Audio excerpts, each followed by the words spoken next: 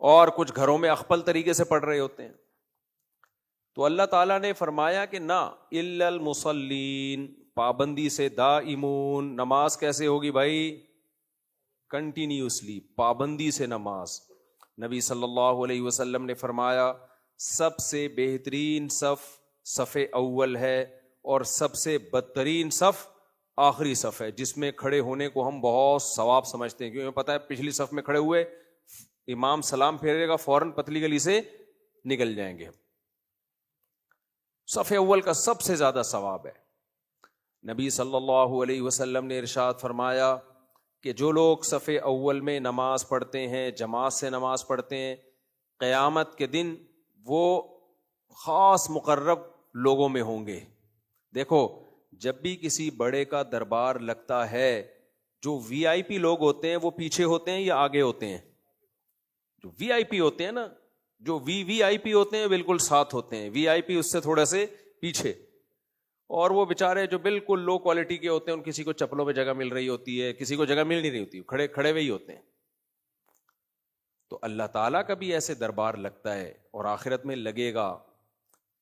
دنیا میں بھی دربار لگتا ہے. دنیا میں اللہ کا دربار کہاں لگتا ہے؟ 5 ٹائم مسجدوں میں لگتا ہے. تو اللہ تعالیٰ کہتے ہیں کہ جو دنیا میں میرے دربار میں آگے آگے آئے گا نا، کیونکہ ابھی میں نظر نہیں آ رہا،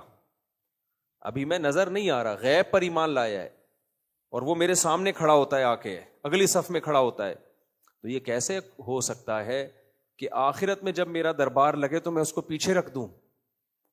دیکھو ہم دنیا میں وی آئی پی کی ڈیفینیشن الگ ہے، آخرت میں وی آئی پی کی ڈیفینیشن الگ ہوگی. دنیا میں وی آئی پی کون ہوتا ہے جی؟ 17واں گریڈ، پھر 18واں گریڈ، پھر 19واں گریڈ، 1 لاکھ تنخواہ والا، 2 لاکھ تنخواہ والا، 2 کروڑ تنخواہ والا، 2 کروڑ تنخواہ والا، اس کے بعد 2 ارب والا. صحیح ہے نا؟ وہ الگ کیٹیگری ہے، وہ ہم جیسے غریب لوگ وہاں سوچ بھی نہیں سکتے. وہ وی آئی پی ہوتے ہیں وہ لوگ.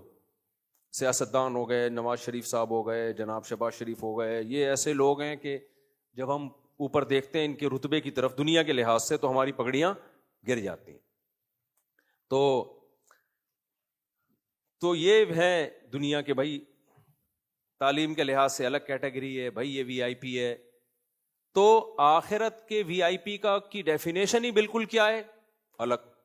اور اس کی ایک لاجک بھی ہے. آپ مجھے ایک بات بتاؤ، کمپنی آپ کو کوئی کام دے، جو کام کو فوکس کرے گا کمپنی کی نظر میں سب سے زیادہ ویلیو اس کی ہوگی نا؟ کیا خیال ہے؟ دیکھو کمپنی نے کچھ لوگوں کو بھیجا کوئی پروجیکٹ دے کے، کسی دوسرے کنٹری میں بھیجا کہ یار ایک بلڈنگ بنانی ہے ہم نے یہاں. کمپنی آنے جانے کا ٹکٹ بھی دے گی، کھانے کا خرچہ بھی دے گی، علاج معالجے کے لیے 2-4 ڈاکٹروں کو بھی بھیج دے گی. تو بہت سارے لوگوں کے ذمے مختلف کام ہوں گے، لیکن ہدف سب کا ایک ہی ہوگا کہ ان سب نے مختلف کام کرنے ہیں. ڈاکٹر نے کوئی امپلائی بیمار ہو گیا تو اس کا علاج کرنا ہے، جو شیف ہے اس کا کام ہے ملازمین کو کھانا پکا کے دینا، سریا والا ہے اس کا کام ہے سریا ارینج کرنا، جو انجینئرز ہیں ان کا کام ہے بھائی میپ بنا کے دینا. یہ سارے ایک پروجیکٹ پہ عمل کر رہے ہیں کہ نہیں کر رہے؟ لیکن ہدف سب کا کیا ہے؟ ایک، کہ یہ پروجیکٹ مکمل ہو جائے، یہ بلڈنگ مکمل ہو جائے. اب کمپنی کی نظر میں سب سے زیادہ ویلیو اس کی ہوگی جو اس پروجیکٹ کو فوکس کرے گا. اب کیا ہوا، ایک امپلائی ایسا تھا جس کے پاس بہت پیسہ تھا، وہ وہاں گیا اور کمپنی کے کام کو چھوڑ کر عیاشی میں لگ گیا، دائیں بائیں گھوم رہا ہے، کھا رہا ہے، پی رہا ہے، موج مستیاں کر رہا ہے. وی آئی پی تو ہے نا، بہت پیسے والا ہے. کمپنی کی نظر میں اس کی ویلیو ہوگی؟ کمپنی کہے گی بھائی تو جو مرضی کر، عیاشی کر، کھا پی، لیکن اس کو کمپنی نکال دے گی.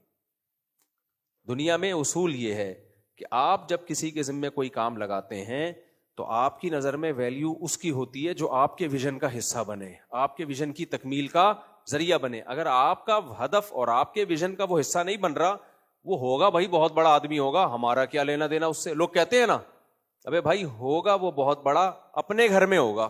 کیا خیال ہے بھائی؟ تو محلے کا دادا ہوگا، اپنے علاقے میں ہوگا. کہتے ہیں نا لوگ، تو محلے کا دادا ہوگا، اپنے علاقے میں ہوگا. تو بہت سخی ہوگا، اپنے علاقے میں ہوگا. تو بڑا خوبصورت ہوگا، اپنی بیوی کے سامنے ہوگا. صحیح ہے نا؟ ہم نے کیا کرنا ہے تیری خوبصورتی سے؟ ایک مثال دے رہے ہیں. انسان ہمیشہ اس کو فوکس کرتا ہے کہ جو اس کے ہدف اور اس کے ویژن کا حصہ ہو. اس بیس پہ انسان کیٹیگری مختلف لوگوں کی کو مختلف کیٹیگریز میں ڈیوائڈ کرتا ہے. وہ تو دیکھو اس کائنات کا مالک کون ہے؟ اللہ ہے، جس نے اس کائنات کو بنایا، جس نے اس کائنات کو بنایا، جو کریٹر ہے. اس نے ہمیں ایک پروجیکٹ دیا ہے، لیکن اس نے لوگوں میں مختلف صلاحیتیں پیدا کی ہیں. ہر شخص اپنی صلاحیتوں کے لحاظ سے اس پروجیکٹ کی تکمیل میں لگا ہوا ہے. اللہ نے ہمیں پروجیکٹ کیا دیا ہے؟ اللہ نے اس پروجیکٹ کو قرآن میں مختلف طریقوں سے بیان کیا ہے. ایک جگہ اللہ نے فرمایا کہ هل اتى على الانسان حين من الدهر لم يكن شيئا مذكورا انا خلقنا الانسان من نطفة امشاج نبتليه فجعلناه سميعا بصيرا. اللہ فرماتے ہیں ہم انسان کو آزمانا چاہتے تھے، ہم نے پانی سے بنایا انسان کو، ہم چاہتے تھے ہم اس کو آزمائیں، لہذا ہم نے اس کو سننے اور دیکھنے کی، سوچنے سمجھنے کی صلاحیت دی تاکہ یہ ہماری نشانیاں اپنی آنکھوں سے دیکھے اور دیکھ کے یقین کر لے کہ یہ سب کچھ خود بخود نہیں بن سکتا. سمجھ رہے ہو کہ نہیں سمجھ رہے؟ یہ آٹومیٹیکلی اتفاق سے یہ اتنی حسین دنیا خود بخود وجود میں نہیں آ سکتی. جب وہ غور کرے گا اپنی باڈی میں، بھائی لنگس بھی بن گئے میری باڈی میں کڈنی بھی خود بخود بندر سے کیسے بن گئے، اور بندر کے کہاں سے بن گئے؟ پھر ہم اگر بندر سے بنے ہیں تو بندر کس سے بنا ہے میرے بھائی؟ وہی مجھے یاد آتا ہے ایک فاحشہ خاتون یہاں بیچاری رہتی تھی، اللہ اس کی مغفرت فرمائے، اگر دنیا سے چلی گئی ہے، زندہ ہے تو اللہ اس کو ہدایت دے. تو وہ دروازے پہ کھڑی رہتی تھی، ایک بندے کو لے کے کہنے لگی مجھے لے کے بھاگ جاؤ. تو بندہ میرے پاس آیا کہ یہ خاتون لڑکی مجھے دعوت دے رہی، مجھے لے کے بھاگ جاؤ. میں نے کہا آپ نے کیا جواب دیا؟ کہتے میں نے کہا میں تجھے لے کے بھاگوں گا، مجھے کون لے کے بھاگے گا؟ مطلب میں تو اس بیچاری کو کوئی ٹھکانہ نہیں دے رہا تھا اصل میں نا، اس کی کوئی بیچاری پہ الزامات لگے ہوئے تھے. تو وہ کہنے لگا تم مجھے ٹھکانہ دے دو. تو کہہ رہا تھا بھائی میں بھی تو بے گھر ہو جاؤں گا نا، میرا ابا مجھے رکھے گا گھر میں. تو کہتے ہیں جب اس نے مجھے کہا مجھے لے کے بھاگ جاؤ، تو میں نے کہا مجھے لے کے پھر کون بھاگے گا بھائی اگر میں تجھے لے کے بھاگوں گا؟ تو بھائی اگر یہ کڈنی ہمارے بندر کے کڈنی سے ایوالو ہو کے یہاں آئے ہیں تو سوال پیدا ہوتا ہے بندر کا کڈنی کہاں سے آیا؟ پھر بندر کا کڈنی کو پچھلی مخلوق سے جوڑنا پڑے گا، اس کا کہاں سے آیا؟ ہوتے ہوتے ایک وقت آئے گا آپ آئیں گے بھائی ایک سیل تھا، ایک سیل بن کیسے گیا؟ وہ بھی اتنا پیچیدہ سیل، کروڑ دفعہ بھی اتفاق ہو نا تو ایسا سیل وجود میں نہیں آ سکتا، اربوں خربوں سالوں میں بھی نہیں. پھر اس میں ایسے سافٹ ویئر آٹومیٹیکلی انسٹال ہو گئے، ایوالو ہوتے ہوتے اس میں کڈنی اگنا شروع ہو گئے، واہ واہ واہ، گردے اگنا شروع ہو گئے. بھائی پھینکنی تھی تو اتنی پھینکو جتنی برداشت. وہی ہو گیا، 2 آدمی پھینکو تھے نا، پھینک رہے تھے لمبی. ایک نے کہا میرے دادا ان کے پاس ایک استبل تھا، گھوڑوں کا نہیں ہوتا استبل، اس میں ایک گھوڑا 500 سال تک دوڑ سکتا تھا، استبل ختم نہیں ہوتا، اتنا لمبا استبل. اس نے کہا پھینک رہا ہے تو پھر ہم بھی پھینکتے ہیں. کہتے ہیں میرے دادا کے پاس ایک نیزہ تھا، یہیں سے چاند سورج کی سیٹنگ کر لیا کرتے تھے، ستارہ ادھر سے ادھر، ادھر سے ادھر. اس نے کہا بھائی تو لمبی پھینک رہا ہے، اتنا لمبا نیزہ وہ رکھتے کہاں تھے؟ اس نے کہا تیرے دادا کے استبل میں رکھتے تھے. صحیح ہے. تو پھینک دی لمبی ایتھیس لوگوں نے، آٹومیٹیکلی خود بخود یہ سب کچھ ہوا ہے. بھائی خود بخود کڈنی کیسے اگنا شروع ہو گئے؟ 2 کڈنی کیوں اگے اور اپنی جگہ جا کے فٹ کیوں ہو گئے؟ آنکھیں کیسے بن گئی؟ ناک کیسے بن گئی؟ ہر عضو میں ایسے سینسر لگے ہوئے ہیں جو اسی کے لیے سوٹیبل ہیں. اور میرے بھائی اگر یہ سب خود بخود بنا ہے تو ہارڈ ویئر بن گیا، سافٹ ویئر کیسے بن گیا؟ ابے اتفاق سے ہارڈ ویئر تو وجود میں آ سکتا ہے، کروڑوں خربوں سال میں بھی ایسا تو ہارڈ ویئر بھی وجود میں نہیں آ سکتا. انسان ہارڈ ویئر اور سافٹ ویئر دونوں چیزوں کا مجموعہ ہے. نہیں آئی میرا خیال ہے بات؟ سافٹ ویئر روح ہے، آنکھ یہ صرف ہارڈ ویئر نہیں ہے، اس کے اندر دیکھنے کی صلاحیت ہے. وہ کیا ہے؟ سافٹ ویئر ہے، اور اس میں وائرس بھی آتا ہے. دماغ ہارڈ ویئر بھی ہے اور اس کے اندر روح کیا ہے؟ سافٹ ویئر، جس سے وہ دماغ سوچتا ہے. اتنا ذہین دماغ اب تک ایسا سافٹ ویئر نہیں ایجاد کر سکا جو سوچے. یعنی انسان کا اتنا ذہین دماغ وہ اب تک ایسا دماغ روبوٹ کا ایجاد نہیں کر سکا جو خود سوچے. کمال کی بات ہے. اور یہ والا دماغ جو سوچ رہا ہے یہ خود بخود بن گیا. نہیں آئی میرا خیال ہے بات؟ دوبارہ سے بولتا ہوں. دیکھو روبوٹ کے پاس بھی ایک عدد دماغ ہوتا ہے نا بھائی, وہی جو اس کی جو میموری ہوتی ہے. تو کمپیوٹر کے پاس بھی دماغ ہوتا ہے نا, لیکن وہ خود سوچتا ہے یہ ہم سوچواتے ہیں اس کو, ہم اس کو سمجھاتے ہیں یہ بٹن دبایا نا تو یہ سوچنا ہے تو نے. تبھی اگر روبوٹ کا غلطی سے غلط بٹن دب گیا نا تو تمہیں رکھ کے چماٹ لگا دے گا. وہ ایک کلپ کسی نے بھیجا تھا کہ ایک روبوٹ سب کچھ صحیح بتا رہا ہے. ایک روبوٹ سب کچھ صحیح بتاتا تھا, تو اس کا ایک بٹن دب گیا ایک آدمی سے, وہ اب سچ بولنا شروع کر دی. اس میں سافٹ ویئر ایسے ڈالے ہوئے تھے جو پوچھو گے صحیح بتائے گا. تو اس نے روبوٹ سے پوچھا ہاں بھائی میرا نام کیا؟ اس نے کہا غفار نام ہے تیرا, اور فلانے کا نام کیا ہے, فلانے کا نام کیا ہے, سب صحیح بتا رہے ہیں نا. بڑا خوش ہو گیا. اس نے کہا میرے ابا کا نام کیا؟ کہہ رہے وسیم. کہہ رہے یار میرے ابا کا نام تو ستار ہے. روبوٹ نے کہا نہیں, تیرے اصل ابا کا نام کیا ہے؟ وسیم ہے. اب یہ ٹینشن میں آ گیا یار, پبلک کے سامنے میری بےزتی ہو رہی ہے. تو اس نے روبوٹ سے پوچھا کہ یار یہ کوئی واٹس ایپ پہ پرانا کلپ ہے, کسی نے مجھے بھیجا تھا, یہ میرا اپنا لطیفہ نہیں ہے, یہ کہیں سے کلپ آیا تھا.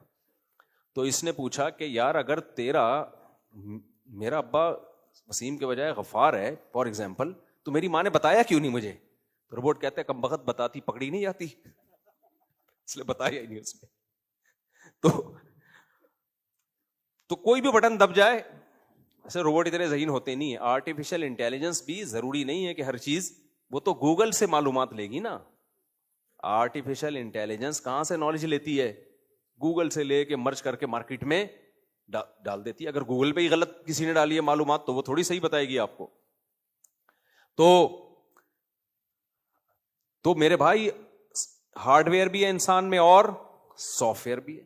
سانس لیتا ہے, ایک پورا سسٹم. ایک انڈین ہے, بڑی زبردست اس کی ویڈیوز ہوتی ہیں. اس نے جو زمین بننے کا پروسیس ہے نا, کیا نام ہے یار اس کا, نام بھول جاتا ہوں, بڑی زبردست معلومات ہوتی. ابے نہیں یار, ایک ہے بڑا ملینز میں, اس کے ایک کلپ ملینز میں جاتا ہے. ڈوراڈی, ابے نہیں ہوئے, وہ بڑا اسٹائل میں بولتا ہے. ہاں, اس سے کسی نے پوچھا خدا ہے یا نہیں, تو اس نے کہا ہو سکتا ہے ہو سکتا ہے نا میرے بھائی, یہاں آپ ڈنڈی مار رہے ہو. یہاں آپ کیا کر رہے ہو؟ آپ کی اپنی جو معلومات آپ ہمارے ساتھ شیئر کر رہے ہو, ان معلومات وہ پکار کے کہہ رہی ہیں کہ خدا ہے, تو آپ اس میں ڈنڈی نہ مارو.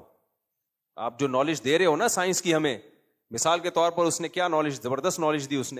اس نے کہا یہ زمین ایسے آگ کا گولا تھی, پھر سورج سے الگ ہوئی, پھر یوں ہوئی, پھر فلانا ساری چیزیں نا, ان میں ایک پروسیس بھی اگر آگے پیچھے ہوتا تو انسان وجود میں نہیں, زندگی وجود میں نہیں آتی.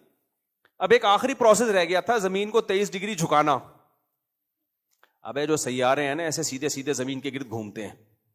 چاند تو ایسے زمین کے گرد گھومتا ہے کہ جو حصہ اس کا روشن ہے قیامت تک وہی روشن رہے گا, دوسرے حصے پہ سورج کی روشنی پڑتی نہیں ہے, لہذا موسمی تبدیلیاں نہیں ہیں. لیکن زمین کا حساب کیسا ہے؟ زمین ایسے نہیں گھوم رہی, زمین جھکی بھی گھوم رہی ہے. اس کا نتیجہ کیا نکلتا ہے؟ جب اس طرح گھومتی ہے تو جب 6 مہینے سورج یہاں زیادہ پڑتا ہے, ادھر گرمی ادھر سردی, پھر گھوم کے جب ادھر آتی ہے تو یہ والا حصہ سامنے ہو جاتا ہے, ادھر گرمی ادھر سردی, اسی سے دن رات چھوٹے ہوتے ہیں. تو یہ کتنا بڑا سوال ہے بھائی, کون ہے جس نے زمین کو 23 ڈگری جھکایا ہے؟ اور سیارے نہیں, ستارے نہیں جھکے ہوئے اس طریقے سے, زمین جھکی ہوئی ہے. اور اگر یہ زیادہ جھک جاتی تو موسمی تبدیلیوں میں ڈفرنس بہت زیادہ ہو جاتا, کم جھکتی تو بہت کم ہوتا, جو سوٹیبل نہیں تھا انسان کے لیے. اتنے تمیز سے جھکی ہے. تو اس نے اس کا جواب دیا کہ ایک ستارہ, ایک زمین ایسے گھوم رہی تھی تو ایک کوئی بڑا ستارہ سیارہ آ کے ٹکرایا, دھاڑ کر کے زمین کیا ہو گئی؟ ٹیڑھی ہو گئی. اس وقت سے ٹیڑھی ہی چل رہی ہے. جیسے وہ بزرگ اڑ رہے تھے نا, ایک بزرگ تھے, ابھی لطیفے زیادہ آ رہے ہیں آج بیان میں. ایک بزرگ تھے, وہ بیوی کے سامنے شو مارتے تھے کہ میں بہت بڑے نیک ہوں. بیوی مانتے نہیں تھی, جلدی فارورڈ کر کے چلا رہا ہوں. تو ایک دن انہوں نے کرامت دکھائی, اڑتے ہوئے گئے نا, تو بیوی نے کہا دیکھو بزرگ تو وہ ہوتے ہیں جو بھی اڑتے ہوئے جا رہے تھے. اس نے کہا وہ میں ہی تو تھا. اس نے کہا تبھی ٹیڑھے اڑ رہے تھے. تو عورت نہیں مانتی اپنے شوہر کو, صحیح ہے نا, عورت نہیں مانتی. تو ان بزرگوں جو ٹیڑھے ہو رہے تھے ان کو تو کسی نے سے نہیں ٹکرائے ہوں گے، لیکن زمین جو اتنی ٹیڑھی ہو گئی تو اس پہ ماہرین کہتے ہیں کہ کوئی بہت بڑا کوئی یہاں آ کے ٹکرایا تھا، دھاڑ کر کے کیا ہو گئی، ٹیڑھی ہو گئی، اور اس سے پھر موسم بدل گئے اور یہ ہو گیا، اور پھر زندگی کے آثار پیدا ہونا شروع ہو گئے۔ بھائی صاحب خود بخود خدا کی قسم کچھ بھی نہیں ہو رہا، اتنا ایسا اتفاق کہ ایسے ٹیڑھی ہو جائے اور ایسے پانی پیدا ہو جائے اور بارشیں ہونا شروع ہوں اور نباتات پیدا ہونا شروع ہوں، اور اس زمین کے علاوہ کہیں بھی یہ نہیں ہے، یہ حسن اتفاق نہیں ہے۔ اور پھر زمین پہ ایک جاندار پیدا نہیں ہو رہا، پیدا ہی اتنے کروڑوں خربوں قسم کی چیزیں دریافت ہو چکی ہیں۔ اور سائنس میں گڑبڑ کیا ہوتی ہے، سائنسدان جب کسی چیز کو دیکھتے ہیں نا تو کہتے ہیں کہ اس کی یہ لاجک ہے جس کی وجہ سے یہ زندہ ہے۔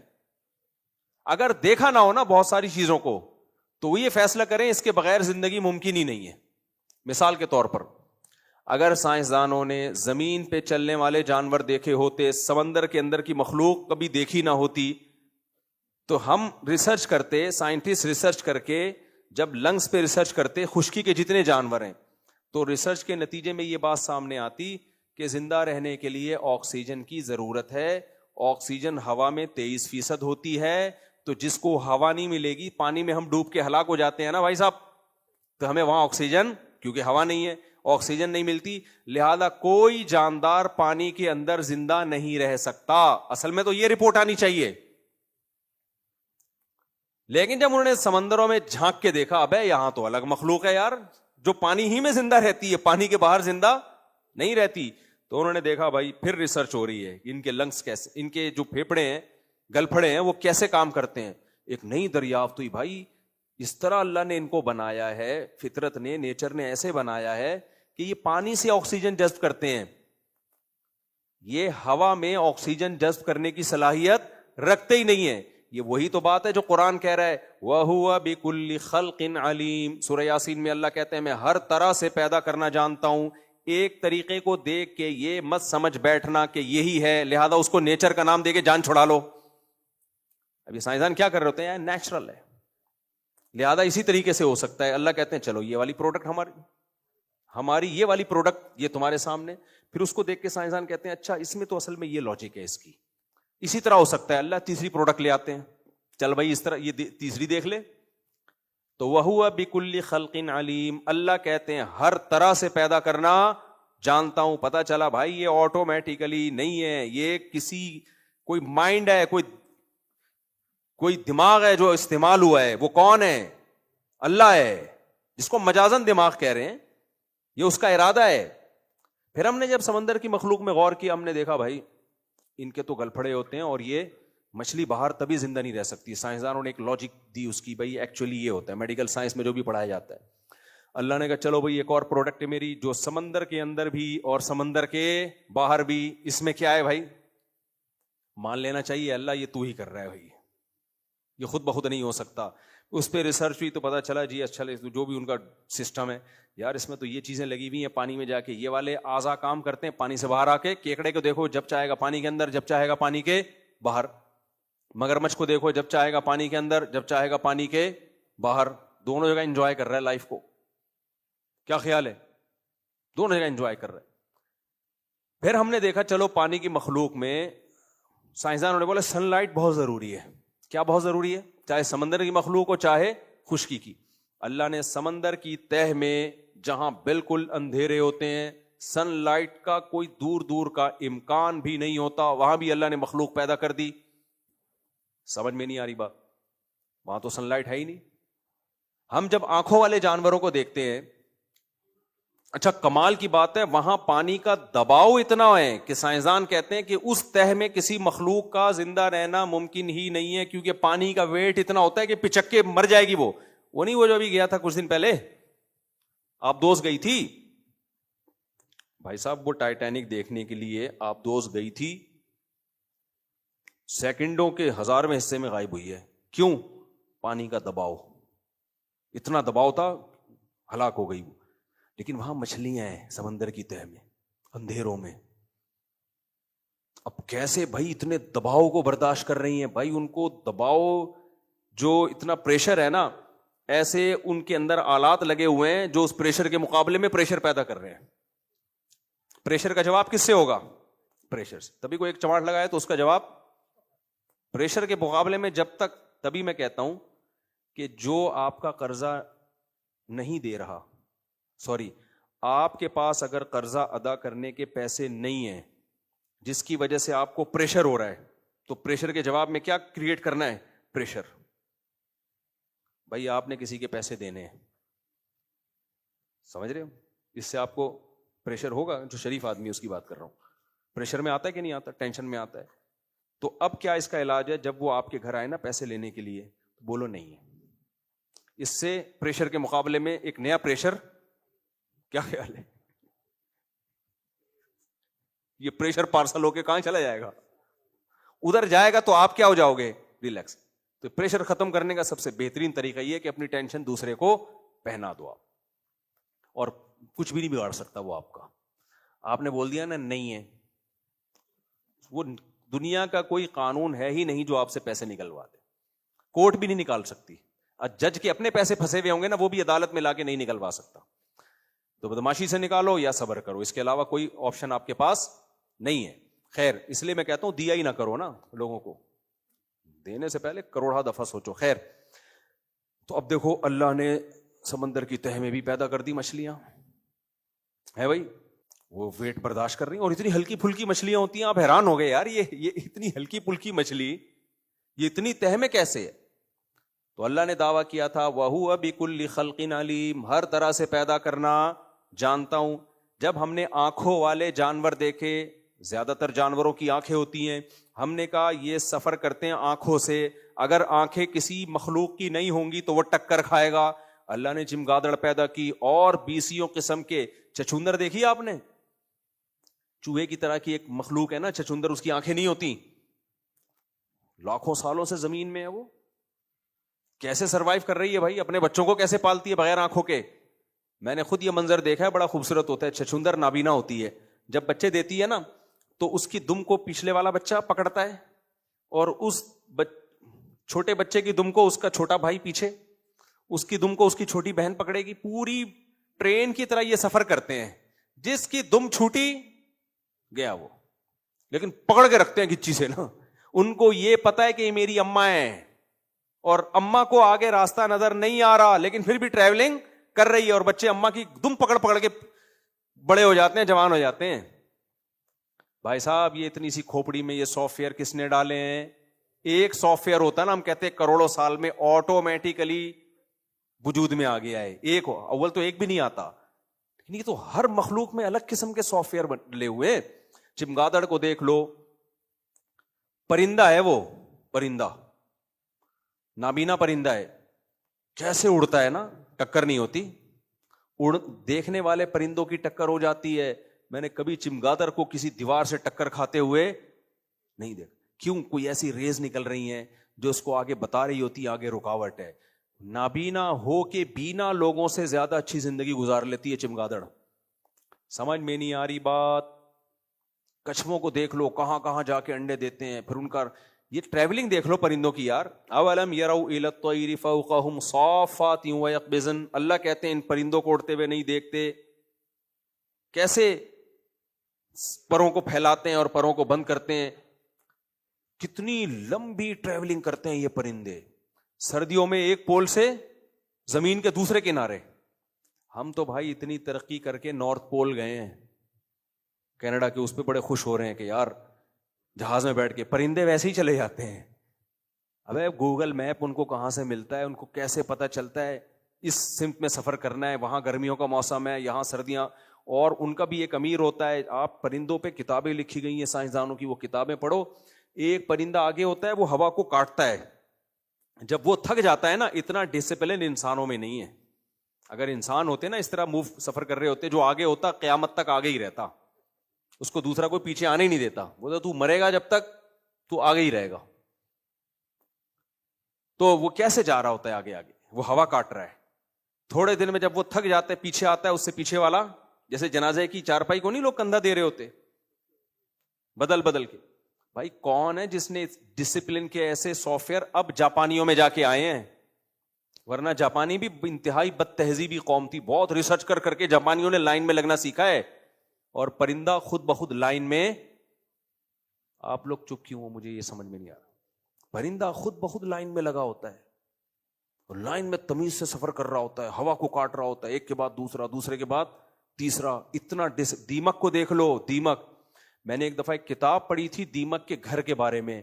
دیمک جس طرح سے گھر بناتی ہے نا مٹی میں, وہ این ای ڈی سے فارغ کسی انجینئر کے بغیر ممکن نہیں ہے.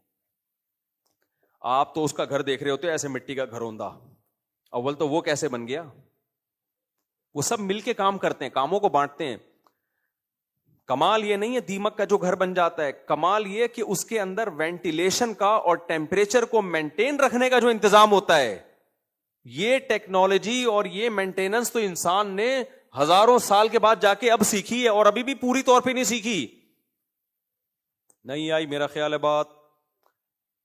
دیمک کا جو اندر کا ٹیمپریچر ہے نا وہ سیم ہوگا, چاہے سردیاں ہوں چاہے گرمیاں ہوں. اس کے گھر کے اندر کا ٹیمپریچر, وینٹیلیشن, ہوا یہاں سے آئے گی یوں ٹن مار کے یہاں سے نکلے گی, تاکہ ایسا نہ ہو اندر ہوا بند ہو جائے.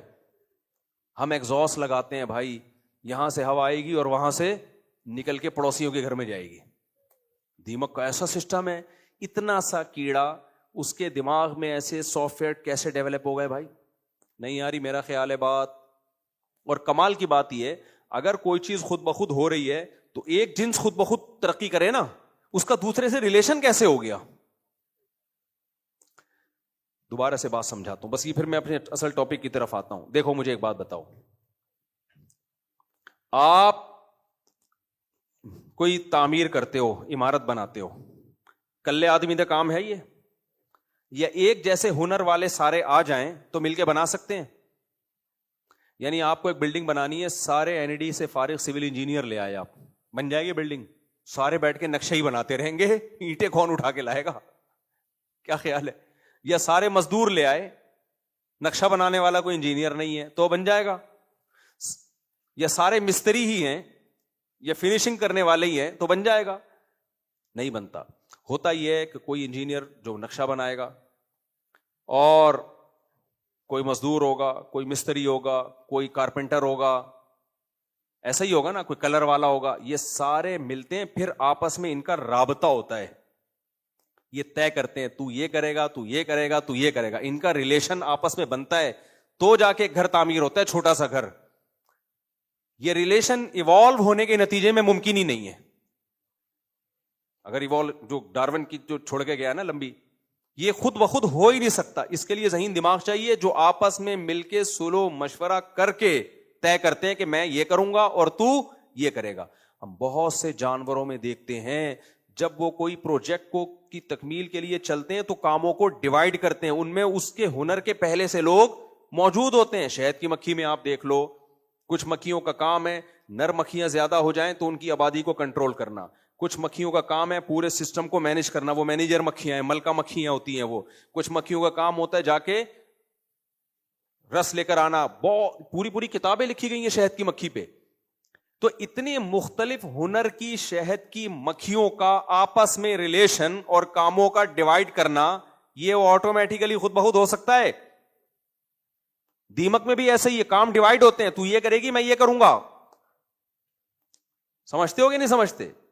کچھ انڈے دینے والی مکھیاں ہوتی ہیں, ان کا کام الگ ہے, بریڈنگ کے لیے الگ مکھیاں ہیں. شہد کی مکھیوں میں پورا ایک سیٹ اپ.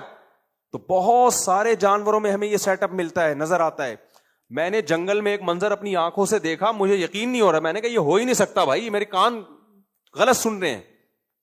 ابھی میں افریقہ کے جنگل میں گیا نا, آپ نے ولاگ میں دیکھا ہوگا, ہم 3-4 دن افریقہ کے جنگل میں گھومتے رہے, ہمیں کوئی شکار نظر آئے تو ایسے قریب سے ہمارے شیر گئے ہیں یوں, ہمیں گائیڈ نے بولا تھا چپ کر کے بس بیٹھے رہنا, ہلنا نہیں. شیر کو انسان کا ہلنا بالکل پسند بولو نہیں. جب شیر, لوگ کہتے ہیں کہ وہ شیر آپ کو کھا کیوں نہیں رہا تھا, وہاں کے جو لوگ ہیں نا جو ماہر شیریات ہیں وہ یہ کہتے ہیں کہ جانور جب آپ گاڑی کے اندر ہوتے ہو, اگر آپ ہلو جلو نہیں اور زیادہ باتیں نہ کرو تو جانور گاڑی سمیت اس بندے کو ایک مخلوق خیال کر رہا ہوتا ہے, لہذا وہ سمجھتا ہے کوئی بہت بڑی بلا کھڑی ہوئی ہے, وہ اس پہ حملہ نہیں کرتا. لیکن یہ سب اپنی ذمہ داری پہ، فلسفوں پہ آپ جانا. کوئی مجھے تو انہوں نے بتا دیا تو ہم نے ہمت کر لی, ہم نے کہا چلو ٹھیک ہے. تو ہم گاڑی میں بیٹھے ہوئے ہیں افریقہ میں جنگل میں, ببر شیر یہاں سے گیا ہے ساتھ, سمجھ رہے ہو, یہاں سے ببر شیر جا رہا ہے, پیچھے اس کی شیرنیاں, 7 عدد شیرنیاں. شرم کی بات ہے, خیر شیر کے لیے کہ 4 بہت ہیں, 7 رکھنے کی. اب جس کو شرم آ رہی ہے ان سب کے لیے شرم کی بات ہے بہرحال. اور وہ دائیں بائیں گھومی ہوئی تھی شیرنیاں, پہلے شیرنیاں شکار کر رہی تھیں, ان سے ہوا نہیں. پھر ببر شیر آیا کہ مجھے فاقوں سے مارو گے کیا. 3 دن سے ہم دیکھ رہے تھے کچھ بیچارے کو کھانے کو نہیں مل رہا, اس سے پہلے کتنے دن سے پہلے بھوکا تھا ہمیں معلوم نہیں. بہرحال ہم نے کہا اب تو کرے گا. تو وہ 2 بھینسیں نظر آئے نا, یہ نہیں جنگلی بھینسیں ہوتے. اب گورے بھی اور بھی ٹورسٹ ہے, وہ بالکل نیچرل جنگل ہے, وہ ایسا نہیں ہے کہ کوئی گورنمنٹ نے بنایا, وہ بالکل قدرتی حالت میں ہے وہ. تو اب ہم نے دیکھا جی وہاں سے اتنا موٹا شیر لمبا چوڑا جا رہا ہے آہستہ آہستہ ٹھن ٹھن کرتے نا, بالکل قریب سے. میں واقعہ کیا سنا رہا تھا, دماغ سے نکل گیا, یہ میں کیا بات بتا رہا. ہاں وہ شیر جا رہا ہے نا, خیر وہ بھینسیں پھر نکل گئے, بھاگ گئے. تو شیر اور شیرنیاں واپس, شکار مس ہو گیا نا, تو واپس ایسے آ رہے تھے جیسے کسی کا جنازہ پڑھ کے آ رہے ہو, ایسے منہ لٹکے ہوئے تھے اور ایسے کر کے نا. ہم نے کہا بالکل وہی سین ہے جو میت دفنا کے آ رہے ہوتے ہیں لوگ, کہ کل ہمارا نمبر ہے. آج اس کو دفنا ہے, کل کس کا نمبر ہے, ہمارا نمبر. تو وہاں میں نے ایک منظر دیکھا دن کے, یہ تو رات میں تھا نا, دن میں ایک منظر دیکھا کہ ایک جانور نظر آیا, شیرنی آہستہ آہستہ جا رہی ہے. ایک سیٹی کی آواز آئی مجھے, جیسے نا ہم سیٹی بجاتے. میں نے کہا پتہ نہیں کسی بندے نے سیٹی بجائی ہے. تو ہمارے ایک دوست نے کہا بھائی یہ ہرن سیٹی بجاتا ہے جو دور کھڑا ہوا ہے, وہ اپنے دوسرے ہرنوں کو خبردار کر رہا ہے. میں نے کہا مت کرو یار, پوری انسانوں والی سیٹی. میں نے پیچھے مڑ کے دیکھا, وہ ہرن نے دوبارہ سیٹی بجائی, وہ کوئی انسان نہیں تھا. ابھی تک مجھے یقین نہیں آ رہا ہے کہ ایسا نہ ہو کہ پھینک رہے ہیں, ویسے تو امید نہیں ہے, وہ کیوں پھینکیں گے بھائی. دور جو ہرن کھڑا ہوا ہے نا, جو شیر کو دیکھ رہا ہے کہ وہ ادھر جا رہا ہے ہرن کے شکار کے لیے, ادھر سے وہ کیا کر رہا ہے, جیسے ہم سیٹی نہیں بجا رہے ہوتے, کوئی ڈاکو چور آ رہا ہے باقاعدہ سیٹی بجا کے خبردار, ایسے سیٹی بجا کے. ہرن کی تو آواز میں سیٹی کا کوئی پہلی دفعہ میں نے دیکھا بھائی. انہوں نے کہا یہ بجاتا ہے سیٹی, اگر کوئی دور دیکھ لینا شیر کو تو اپنے ساتھیوں کو خبردار کرنے کے لیے. یہ لنک ان کا جو آپس میں بنا ہے, ایک دوسرے کے ساتھ خیر خواہی کا جذبہ, یہ جذبہ بھی انوالو ہوا ہے. بولو نا ہے بھائی, اتنا جذبہ آج انسانوں میں. انسانوں کو تو پیغمبروں نے آ کے سمجھایا ہے, تو جا کے یا خود ایک دوسرے کو موٹیویٹ کیا ہے, بٹھا کے گھنٹوں ہم سمجھاتے ہیں پڑوسی کا خیال کرنا, اپنے قوم کے لوگوں کا خیال کرنا, بیواؤں کا خیال کرنا, 4 استغفر اللہ, یتیموں کا 4 شادیاں بھی بیواؤں کے خیال کرنے کی وجہ سے کہتا ہوں نا میں. تو یہ تو ہم اور انسان آپس میں مل کے صدیوں سے موٹیویٹ کر رہے ہیں, پیغمبر بھی, لیڈرز بھی, اور بہت تب جا کے بھی انسان اس معیار پہ نہیں اترا. ہرن کو کس نے موٹیویٹ کیا بھائی؟ اس کے دماغ میں ایسے سافٹ ویئر ڈیولپ ہونا شروع ہو گئے آٹومیٹیکلی. اور پھر سیٹی بجانا کس نے سکھائی؟ سیٹی کیوں بجا رہا ہے؟ اگر وہ میں کرنا شروع کر دے نا, ہرن شیر ادھر چھوڑ کے پیچھے آ جائے گا. بھائی یہاں تو ہرن کھڑا ہوا ہے, وہ اسٹائل کیا کر رہا ہے, چینج. تو بھائی اس لیے قرآن کہتا ہے کہ وَهُوَ بِكُلِّ خَلْقٍ عَلِيمٍ, اس کائنات میں تم ایک ایک چیز میں غور کرو گے تو پتا چلے گا اللہ ہر طرح سے پیدا کرنا جانتا ہے, جب چاہتا ہے جو بنا دیتا ہے. پھر ہم بیٹھ کے اس کی لاجک پیش کرتے ہیں, ایکچولی یہ ایسے ہو گیا, ایکچولی یہ یوں کھاتا ہے, یہاں سے سانس لیتا ہے, یہ ادھر سے سنتا ہے. بہت سے ادھر سے نہیں سنتے ہیں, وہ ویسے ہی سن رہے ہوتے ہیں, ٹھیک ہے نا. مولانا تھانوی رحمہ اللہ کے پاس ایک ہندو آیا نا, اور کہنے لگا, ایک اعتراض کیا ہندو پنڈت نے کہ آپ جب بولتے ہو تو کس سے بولتے ہو؟ انہوں نے کہا میں زبان سے بولتا ہوں. دیکھتے ہو تو کہاں سے دیکھتے ہو؟ انہوں نے کہا میں آنکھ سے دیکھتا ہوں. سنتے ہو تو کہاں سے سنتے ہو؟ انہوں نے کہا میں کان سے سنتا ہوں. تو کہا اللہ بھی سنتا ہے نا؟ مولوی تھانوی نے فرمایا ہاں سنتا ہے. اللہ بھی بولتا ہے نا؟ ہاں جی بولتا ہے, اللہ کلام کرتا ہے. تو کہا کہ اس کا مطلب اللہ کے بھی پارٹس ہیں, پھر اللہ کی بھی زبان ہے, اللہ کے بھی کان ہے, اللہ کی بھی آنکھ ہے, کیا خیال ہے؟ تو یہ تو اللہ کو مشابہ بنا دیا نا انسانوں کے. تو پنڈت نے کہا اس کا کیا جواب ہے؟ اس کا مطلب اگر دیکھتا ہے تو آنکھ بھی, اللہ کی بھی پھر آنکھیں ہیں نا. جب اللہ کلام کرتا ہے اس کا مطلب اللہ کی بھی زبان ہے, جبکہ ہم کیا کہتے ہیں, اللہ ما وراء العقل ہے. تو حضرت حکیم الامہ نے اس کا جواب دیا, فرمایا اچھا مجھے ایک بات بتاؤ, ہمیں دیکھنے کے لیے آنکھ چاہیے, آنکھ کو دیکھنے کے لیے دوسری آنکھ چاہیے؟ بولتے کیوں نہیں؟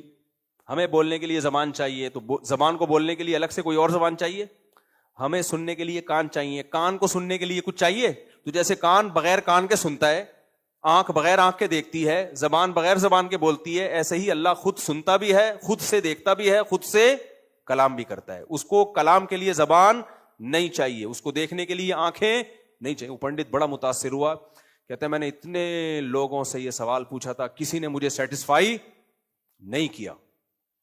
تو خیر، تو بھائی ایک ذات ہے جو سننے کے لیے کانوں کی محتاج نہیں، جو دیکھنے کے لیے آنکھ کی محتاج نہیں. اس نے انسانوں کو بنایا، کسی کے آنکھ لگائی، کسی کے کان لگائے، کسی کو زبان دی، مختلف. لیکن اس نے بتا دیا بِكُلِّ خَلْقٍ عَلِيمٍ، میں ہر طرح سے پیدا کرنا جانتا ہوں. اور یہ جو دوسری جگہوں پہ ہمیں مخلوق نہیں مل رہی، اس کی وجہ یہ نہیں ہے کہ پانی نہیں ہے وہاں. سائنسدان کہتے ہیں ایکچولی پانی چونکہ زمین پر ہے تو حیات پانی کے بغیر ممکن نہیں ہے. بھائی آپ اگر زمینی مخلوق کو دیکھتے، سمندر کی مخلوق کو نہ دیکھتے، تو آپ کہتے کہ حیات ہوا کے بغیر ممکن نہیں ہے.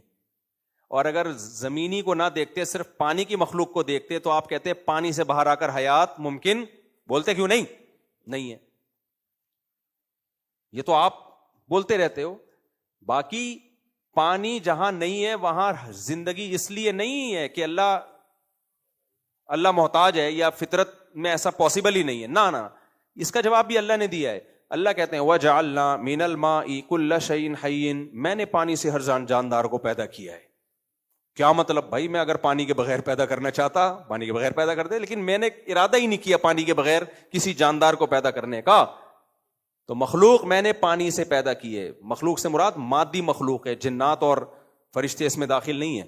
مادی مخلوق اللہ نے کس سے پیدا کی ہے؟ پانی سے. پانی میں مختلف رنگ بھر دیے، پانی کو ایک پروسیس سے گزارا، انسان بن گیا. پانی کو دوسرے پروسیس سے گزارا، شیر چیتے بن گئے. پانی کو تیسرے پروسیس سے گزارا، مچھلیاں بن گئی. چوتھے پروسیس سے گزارا، پرندے بن گئے. پرندوں کی 20 قسم.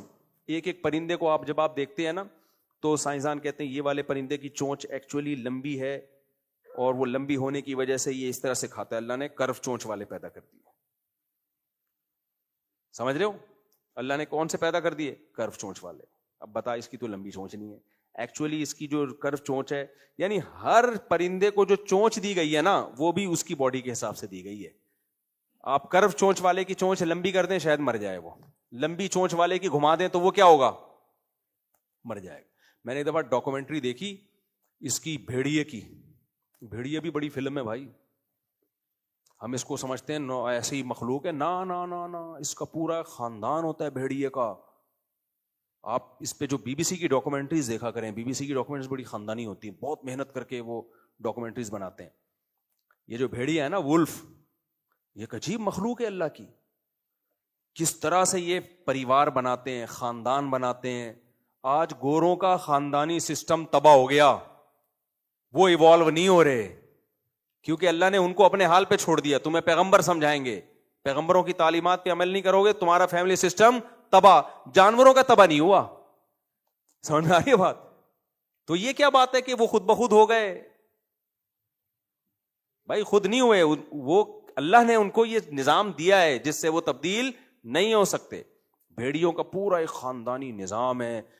کیسے بھیڑیا جوان ہوتا ہے، اس کے بعد جب زیادہ بھیڑی ہوتے ہیں تو وہ ہجرت کر کے جانا پڑتا ہے. بھائی علاقے میں 2 وڈیرے نہیں ہو سکتے، نکل پتلی گلی سے. پھر وڈیرا کہہ رہا ہوں، جو بھیڑیا ہے نا، جو وڈیرا ہوتا ہے، ایک کو جو جگہ خالی کرنی پڑتی ہے، وہ جاتا ہے علاقہ چھوڑ کر کے میں دوسرا خاندان بساؤں گا. میں اس کے لیے 2 ہزار کلومیٹر سفر بھی کرتا ہے. وہ سمجھتے ہو؟ جنگلوں کو عبور کرے گا اور ٹف لائف گزارے گا وہ، اور بھوک سے نڈھال بھی ہوگا، لیکن وہ دوسرا خاندان تلاش کر رہا ہوتا ہے. کبھی یہ علاقہ، کیونکہ امیر ایک ہی ہوتا ہے. سمجھتے ہو؟ اور اس دوران کیا ہوتا ہے، بعض پرندے اس کی مدد کر رہے ہوتے ہیں. یہ ہوائی بات نہیں ہے، آپ ڈاکومنٹریز دیکھیں جو ریلائبل ہے، پھینکو نے نہ بنائی ہو. دکھایا گیا ہے کہ کوا جو ہے نا، کوا بھیڑیا برف میں ہے، برفانی کوا کائیں کائیں کرتا ہوا بھیڑیے کو شکار کے پاس لے گیا ہے. سمجھ میں نہیں آ رہی بات؟ کیونکہ کوا بھی برف میں بھوکا بیٹھا ہوا تھا. اس نے جب بھیڑیے کو دیکھا، کوے کے مائنڈ میں یہ آیا کہ یہ کچھ کھائے گا تو بچاوا میں کھاؤں گا. تو کائیں کائیں کرتا ہوا ایک جگہ لے گیا, اور بھیڑیا بھی اس کوے کے پیچھے پیچھے جا رہا ہے.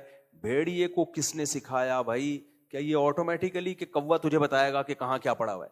اور کوا 1.5 ہوشیار, 1.5 ہوشیار, وہ جا کے خرگوش کے بل دکھا رہا ہے اس کو. صحیح ہے نا, یہاں خرگوش پائے جاتے. بالآخر بھیڑیے نے کھایا, اور وفا کیسے کی ہے, کچھ کوے کے لیے بھی چھوڑ دیا کہ تو نے مجھے گائیڈ کیا ہے. تربیت کے بغیر انسانوں میں یہ کوالٹی آتی ہے. اس سے پتہ چلتا ہے بھائی اس پوری مخلوق کا آپس میں کیا ہے.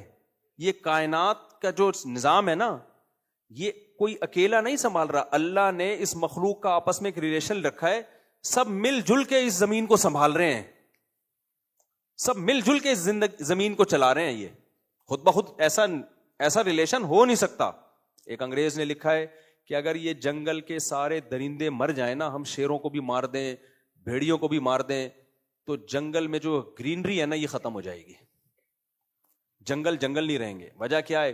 ہرن اور یہ جو دوسرے 12 سنگا, ان کی نسل اتنی بڑھے گی, یہ کھا کھا کے پورے جنگل کو چٹ کر جائیں گے, اور پھر خود بھی بھوکے مر جائیں گے یہ. تو اللہ تعالیٰ نے درندے بھی پیدا کیے کہ بھائی تمہاری گروتھ اتنی بڑھے گی, اس سے زیادہ یہ شیر بڑھنے نہیں دے گا. صحیح ہے نا, شیر بڑھنے نہیں دے گا اس سے زیادہ. ہر چیز میں ایک مینجمنٹ ہے.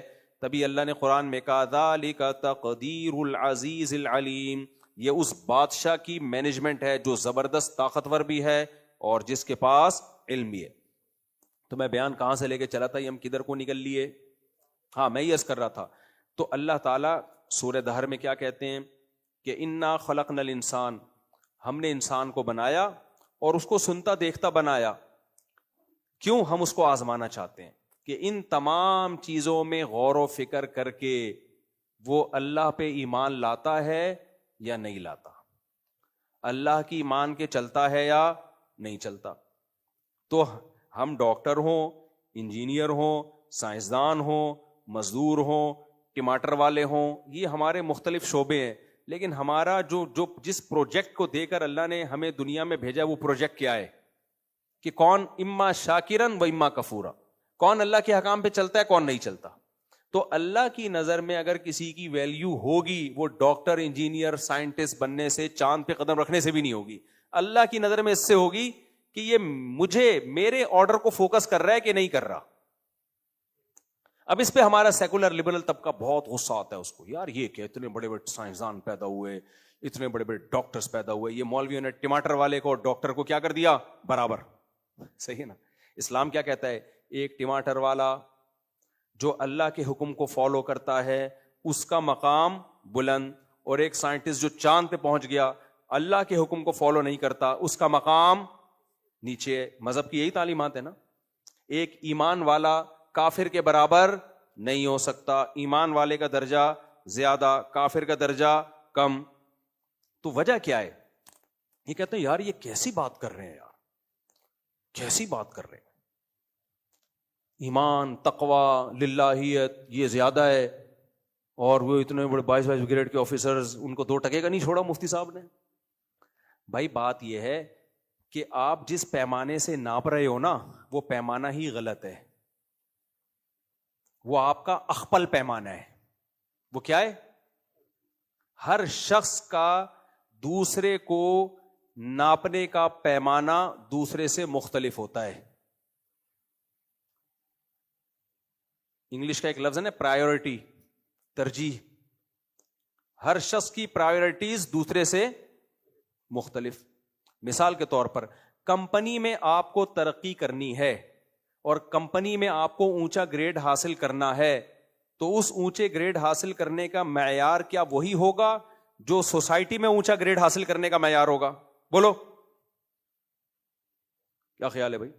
دیکھو سوسائٹی میں اگر آپ سوشل ورکر ہو, کوئی بیوہ عورت جا رہی ہے, اس کی آپ نے خدمت کر لی, کوئی یتیم ہے اس کے سر پہ ہاتھ رکھ لیا, گٹر کا ڈھکن نہیں تھا آپ نے ڈھکن لگوا دیا, تو سوسائٹی میں آپ کا گریڈ بڑھ جائے گا, اگلے الیکشن میں آپ کی سلیکشن ہو جائے گی. لیکن کیا کمپنی ان کاموں کی وجہ سے آپ کی تنخواہ بڑھائے گی؟ آپ کسی ملٹی نیشنل کمپنی میں جاب کرتے ہو, فار ایگزامپل پیپسی کمپنی میں آپ مینیجر ہو, اب آپ لیٹ پہنچے ایک دن کمپنی نے کہا کیا ہوا آپ لیٹ کیوں آ رہے ہو؟ آپ نے کہا جی ہاں سر ہمارے جو گٹر کا ڈھکن نہیں تھا ہماری گلی میں، مجھے ایز اے انسان مجھے خیال آیا کہ کتنے لوگ اس میں گریں گے اور کتنے گر کے مر چکے ہوں گے، تو میں نے وہ ڈھکن لگوا رہا تھا، اس میں مجھے کیا ہو گئی تھی دیر، اگر میں نہ لگواتا تو کوئی گر کے ہلاک ہو جاتا۔ ہو سکتا ہے آپ کا مینیجر آپ کو کیا چلو یار جانے، اگلے دن پھر آپ 3 گھنٹے لیٹ ہیں۔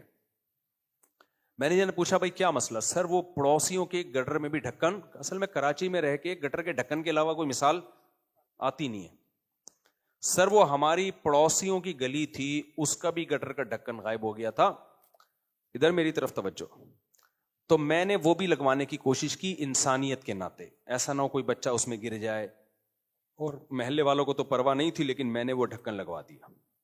تیسرے دن آپ 4 گھنٹے لیٹ آ رہے ہیں، ابے کیا ہو گیا؟ تو مینیجر کیا ہے بھائی، تو لوگوں کو ٹائم پہ کیسے لائے گا جب خود 4 گھنٹے لیٹ پہنچ رہا ہے؟ سر دیکھیں میں ایز اے انسانیت لوگوں کے ساتھ میرا بیہیویئر ہے، میں صرف ایک کمپنی کو فوکس نہیں کرتا کہ میں 4 گھنٹے لیٹ ہو گیا تو کمپنی تباہ نہ ہو جائے، ایکچولی میں مہنگائی کے خلاف احتجاج میں گیا ہوا تھا، کنٹینر پہ میں چڑھ کے بیٹھا ہوا تھا۔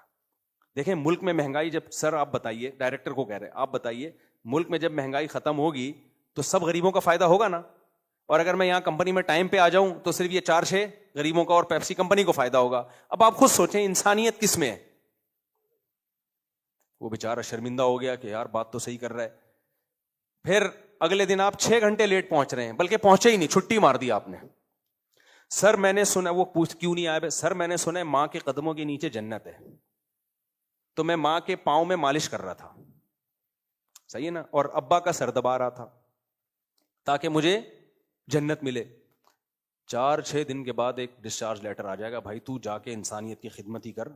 اب آپ کہو گے یار دیکھو سر، ایک ایجوکیٹڈ آدمی جو انسانیت کی خدمت کر رہا ہے، آپ بجائے اس کا گریڈ بڑھانے کے آپ اس کو ڈسچارج کر رہے ہو، آپ اس کو کمپنی سے نکال رہے ہو۔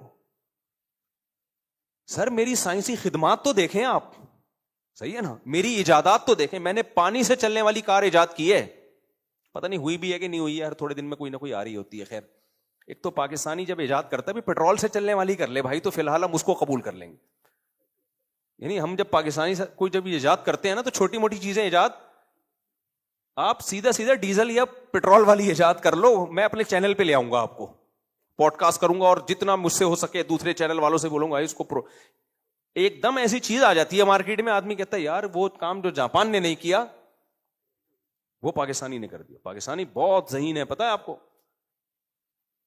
جاپان نے ایک سوئی، امریکہ نے ایک سوئی بنائی تھی، امریکہ نے سوئی بنائی اور کہا کہ اس سے کوئی باریک سوئی بنا کے ہو، وہ سوئی سخت ہو لیکن اس سے زیادہ باریک ہو۔ جاپان نے چیلنج قبول کیا، بولا اس سے باریک سوئی تو دور کی بات، اس سوئی میں سوراخ کر کے دکھا دیا، حالانکہ وہ تو اور زیادہ مشکل کام ہے۔ پاکستانی نے کیا کیا، اس پہ میڈ ان جاپان لکھ کے دکھا دیا، کیونکہ اتنی باریک سوئی میں سوراخ کرنا زیادہ مشکل، اور اس پہ میڈ ان پاکستان لکھنا، سوری میڈ ان جاپان نہیں، میڈ ان پاکستان لکھنا تو اور زیادہ مشکل ہے نا۔ تو پاکستانی جب چیلنج قبول کرتا ہے نا تو بہت بڑا کارنامہ کرتا ہے وہ۔ تو خیر ہو سکتا ہے بنائی ہو کسی نے بھائی پانی سے چلنے والی، واللہ عالم، تو لیکن پانی کہاں ہے ہمارے یہاں؟ اس لیے زیادہ خوش نہ ہوا کرو کہ ہمارے ایک سائنسدان پیدا ہوا۔ گٹر کے پانی سے چلنے والی کوئی مشین بناؤ تو پھر میں مانوں گا، کیونکہ پھر وہ مشینیں چلیں گی ہمارے یہاں، کیونکہ گٹر کا پانی ہمارے یہاں الحمدللہ بہت ہے، پانی نہیں ہے لیکن گٹر کا پانی بہت ہے، اور اس سے ایسی کارخانے، اگر کوئی سائنسدان محنت کرے نا گٹر کے پانی پہ، یہ والا گٹر جو ہمارے کراچی میں ہے، ایسا نہ ان صاف ستھرے گٹروں پہ محنت شروع کر دیں جو ابلتے ہوئے گٹر ہے، اس کی کوئی انرجی اگر کوئی بنائی جا سکتی ہے تو خدا کی قسم ہم چاند واند کچھ بھی نہیں ہے بھائی، چاند کو ہم زمین پہ لے آئیں گے اتار کے۔ خیر تو ہاں، تو میں مثال دے رہا تھا میرے بھائی، اب آپ نے کمپنی والے کو کہا سر آپ کا تو انسانوں کو جانچنے کا کرائیٹیریا ہی ٹھیک نہیں ہے، ایک آدمی اپنی ماں کے قدموں میں جنت تلاش کر رہا ہے، باپ کے قدموں میں جنت تلاش کر رہا ہے، گٹر کے ڈھکن لا کے رکھ رہا ہے تاکہ لوگ گرے نہیں، اور آپ بجائے گریڈ بڑھانے کے آپ کیا کر رہے ہیں؟ ڈسچارج کر رہے ہیں۔ اور ایک چپڑاسی جو آپ کی کمپنی میں وہ بیچارہ دیسی کپڑوں میں بیٹھا ہوتا ہے, اس کو آپ ٹائم پہ تنخواہ بھی دے رہے ہو اور ہر سال اس کی تنخواہ میں اضافہ بھی کر رہے ہو, علاج معالجے کے پیسے بھی دے رہے ہو. سر آپ کی نظر میں مینیجر اور چپڑاسی کی میں فرق نہیں ہے؟ تو اگر وہ بیوقوف ہوگا تو کہے گا نہیں کوئی, وہ کہے گا ہاں بہت فرق ہے, تو بڑا عظیم انسان ہے. لیکن اگر عقل مند ہوگا تو کہے گا بھائی کسی بھی شخص کو جانچنے اور ناپنے کے لیے نا ہر شخص کا کرائٹیریا دوسرے سے, معیار اور پیمانہ دوسرے سے مختلف. تم ویسے ایز اے انسان بہت اچھے انسان ہو, تو جن کی تم خدمت کر رہے ہو نا ان سے پروٹوکول مانگو جا کے. ہم نے تم کو کمپنی کے لیے رکھا تھا, کمپنی کے تم کسی کام کے نہیں ہو, تو تم الیکشن میں کھڑے ہونے کے لیے بہت اچھے ہو. جن لوگوں کے تم نے گٹروں کے ڈھکن ڈھکے ہیں, اگر ہو سکا تو ووٹ تمہیں دے کے وزیر اعظم بنا دیں گے, اگر سسٹم کے تحت الیکشن نہ ہوئے, ورنہ تو یہ بھی امکان نہیں ہے. صحیح ہے, ورنہ جتنے بھی ڈھکن رکھ دو آئے گا وہی آئے گا, کوئی نہ کوئی تو آئے گا نہیں ہے, وہی آئے گا. صحیح ہے نا. خیر, تو میرے بھائی اللہ تعالیٰ کہتے ہیں میں نے جب انسانوں کو بنایا تو سب آدم اور حوا کی اولاد ہیں. کسی کو زیادہ اچھا دماغ دے دیا, کسی کو کم دماغ دیا, کسی کے پاس وسائل زیادہ ہیں, وہ پڑھ لکھ کے ڈاکٹر بن جاتا ہے, انجینئر بن جاتا ہے, سائنٹسٹ بن جاتا ہے, کروڑپتی بن جاتا ہے. اور کچھ لوگ ایسے جن کو بہت دماغ دیا لیکن تقدیر ان کا ساتھ نہیں دیتی, وہ بیچارے کچھ بھی نہیں بن پاتے, اور کچھ ویسے ہی نہیں بن پاتے, ماحول صاحب, بہت ساری وجوہات ہیں. تو میری نظر میں اچھا وہ ہے ان اکرمکم عند اللہ اتقاکم. میں تو اس کو فوکس کروں گا کون مجھ سے ڈرتا ہے, مجھے یاد رکھتا ہے. دنیا میں ناشکرے کی ویلیو ہوتی ہے یا شکر گزار کی ویلیو ہوتی ہے؟ بولو, شکر گزار کی ویلیو ہوتی ہے. اللہ کہتے ہیں اگر تم بہت بڑے سائنٹسٹ بن گئے, مجھے یاد نہیں رکھا تم نے, تو لوگوں کے لیے تم نے خدمت کی, لوگ تمہیں پروٹوکول دیں گے, لوگ تمہیں اس کا انعام دیں گے, تو لوگوں سے لو. تم نے جن کے لیے ایجادات کیے ہیں ان کو تم نے سہولتیں دی, تو ٹھیک ہے, لوگوں سے اس کا بدلہ لو. لوگ نوبل پرائز بھی دیں گے تمہیں, اور گینز بک آف ورلڈ میں تمہارا نام بھی آئے گا, تمہیں اسٹیج پہ بلایا جائے گا, تحفے دیے جائیں گے, تمہارا نام اخباروں میں آئے گا, تصویریں لوگ لے کے تمہاری گھومیں گے, جیکٹوں پہ تمہاری تصویریں بنائیں گے, زندگی بھر مرنے کے بعد بھی لوگ تمہیں یاد رکھیں گے. تو لوگوں کے لیے کیا تو اس کا فائدہ کس سے لو؟ جیسے گٹر کے ڈھکن پبلک کے لیے لگائے تو کمپنی کیا کہے گی, اب ووٹ بھی انہیں سے لو جا کے, اس کا بدلہ بھی کس سے لو؟ ان سے لو. اللہ کہتے ہیں میں نے تمہیں بنایا تھا یہ دیکھنے کے لیے کہ تم جس شعبے میں بھی ہو, سارے شعبے ہم نے زندہ کرنے ہیں. اسلام میں رہبانیت نہیں ہے, خوب سمجھ لو. رہبانیت کا مطلب دنیا سے الگ تھلگ ہو کے بیٹھ جانا, یہ اسلام میں نہیں ہے, بلکہ اسلام میں رہبانیت کا الٹ ہے, گھسنا ہے دنیا کے اندر. یہ ایک بہت پوائنٹ کی بات ہے, اس کو اچھی طرح سے سمجھیں. آج ہمارے دینداروں کا جو ذہن بن گیا ہے نا, اور جس چیز کو پروموٹ کیا جا رہا ہے وہ یہ کہ ہم نے دنیا سے الگ تھلگ رہنا ہے. تبھی اس طرح کی تحریکیں چل رہی ہیں کہ مدرسے کا کام صرف مولوی تیار کرنا ہے جو مسجد میں امامت کرے, بالکل دیسی مفتی ہو, کہیں حکومت کے کسی ادارے میں نہ ہو. اس پہ فخر بھی کیا جاتا ہے. دیکھو مدرسے کا کام ڈاکٹر انجینئر تیار کرنا نہیں ہے, یہ بات 100% درست ہے. ڈاکٹر انجینئر تیار کرنا یونیورسٹیوں کا کام ہے, لیکن مدرسے کا کام ایسے علماء تیار کرنا جو حکومتی اداروں میں جائیں, یہ ہے مدرسے کا کام. کیونکہ اگر آپ ریاست سے الگ تھلگ ہو کے بیٹھ گئے, آپ کے پاس پاور بولو ختم, اور باطل لوگ ان شعبوں میں چلے جائیں گے. تو یہ تو رہبانیت ہے نا. اس رہبانیت, اگر نبی صلی اللہ علیہ وسلم اس طریقے کو پسند کرتے تو آپ حکومت اپنے ہاتھ میں لیتے. اسلام اسٹیٹ چاہتا ہے, ریاست چاہتا ہے, تو ریاست تو ریاستی اداروں میں جانے سے ہاتھ میں آئے گی. ریاستی اداروں سے بائیکاٹ کر کے ریاست کہاں سے ہاتھ میں آئے گی؟ نہیں آئی میرا خیال ہے بات سمجھ میں. ریاست تو ان اداروں میں جا کے آپ کے کنٹرول میں آئے گی جن اداروں جو ریاست کو چلاتے ہیں, ان میں سیاست بھی ہے, ان میں بیوروکریسی بھی ہے, ان میں عدلیہ بھی ہے, اس میں فوج بھی ہے. تو اگر ہم یہ خود ہی مان لیتے ہیں کہ مدرسے کا یہ کام ہی نہیں ہے, تو باطل تو کہے گا زندہ آباد. لیکن ہم تو چاہتے تم الگ تھلگ رہو, تم نے خود ہی کہہ لیا کہ ہم تو آئیں گے ہی نہیں. تو عجیب سی بات ہو گئی میرے بھائی. تو ہاں علماء کا کام مسجدیں سنبھالنا بھی ہے, مدارس سنبھالنا بھی ہے, لیکن صرف یہ نہیں ہے. تبھی تو ہم سیاست میں بھی علماء کے آنے کے قائل ہیں, ورنہ پھر سیاست بھی چھوڑ دو.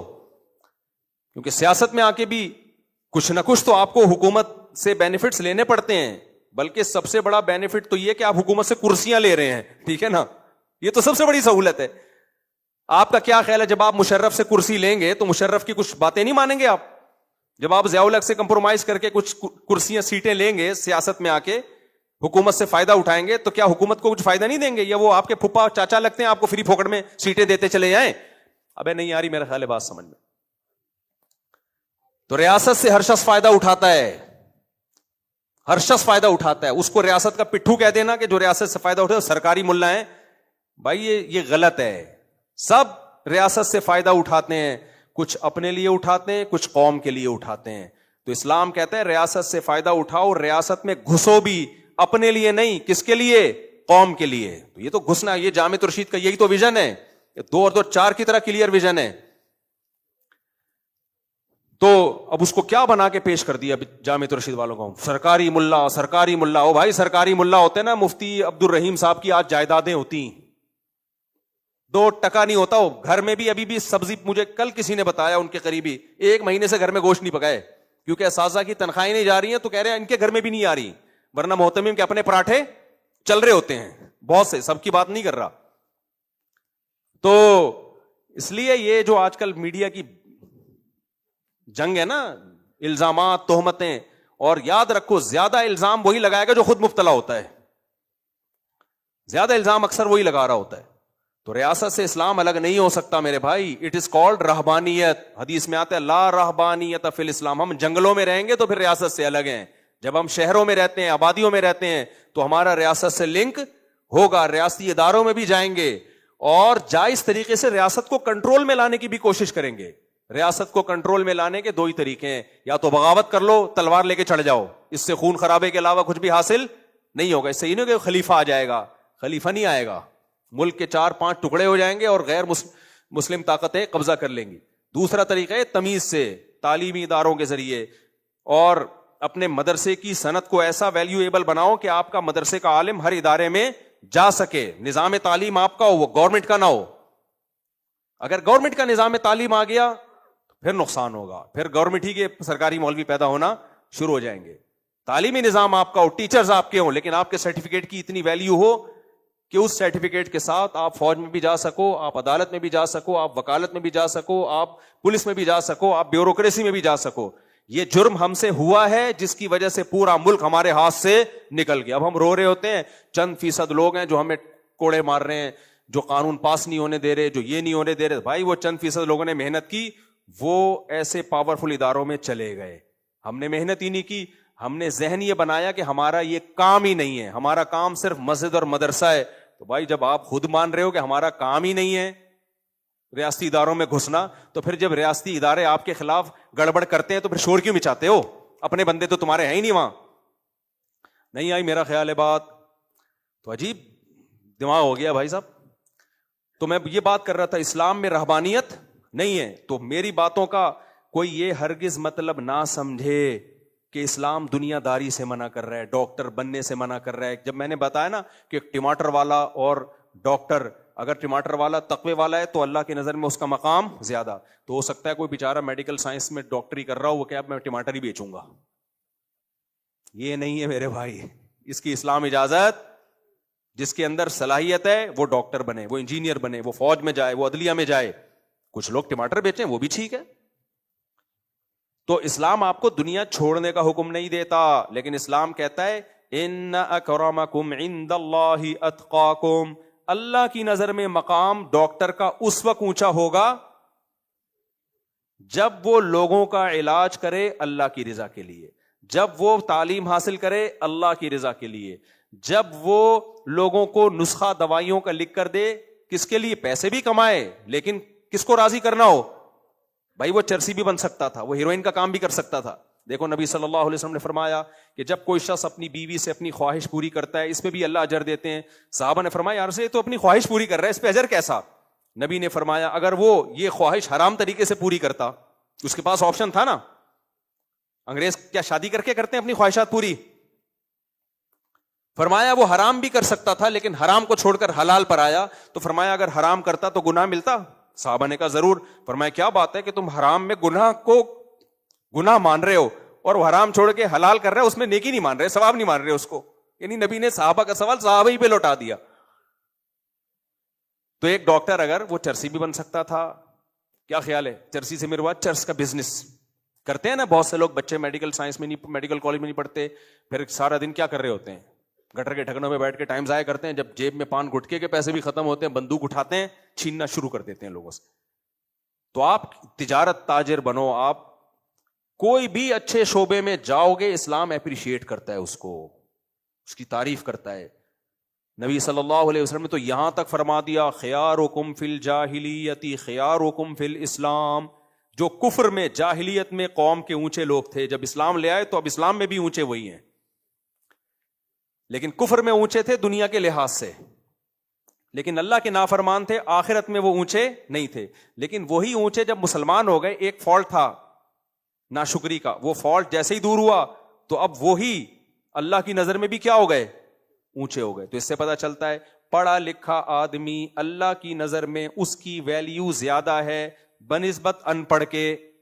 قل هل يستوي الذين يعلمون والذين لا يعلمون، کیا جاننے والے اور نہ جاننے والے برابر ہو سکتے ہیں؟ اللہ خود کہہ رہا ہے یعنی یقیناً برابر نہیں ہو سکتے۔ تو جاننے والے کی ویلیو زیادہ، نالجیبل آدمی کی ویلیو زیادہ۔ تو جو بھی تعلیم سے متعلق شعبہ ہے، اگر آپ اس میں ترقی کرتے ہیں تو اللہ کی نظر میں آپ کی ویلیو اس سے زیادہ ہے جس کے پاس نالج نہیں ہے۔ لیکن یہ شرط ہے کہ بشرطے کہ وہ اللہ کا شکر گزار ہو، اگر نہیں ہے تو پھر جو مرضی کر لے بھائی، اللہ کی نظر میں مقام حاصل نہیں ہو سکتا۔ سمجھتے ہو کہ نہیں سمجھتے ہو، تو ہم یہ نہیں کہہ رہے۔ تبھی یہ جو علماء پہ اکثر اعتراض کر رہے ہوتے ہیں نا لوگ، میرے پر بھی 2 مولاناؤں پر ایک کلپ آیا ہے ابھی یوٹیوب پہ، بڑا پھیلا ہے، وہ بڑے ویوز ہیں اس کے۔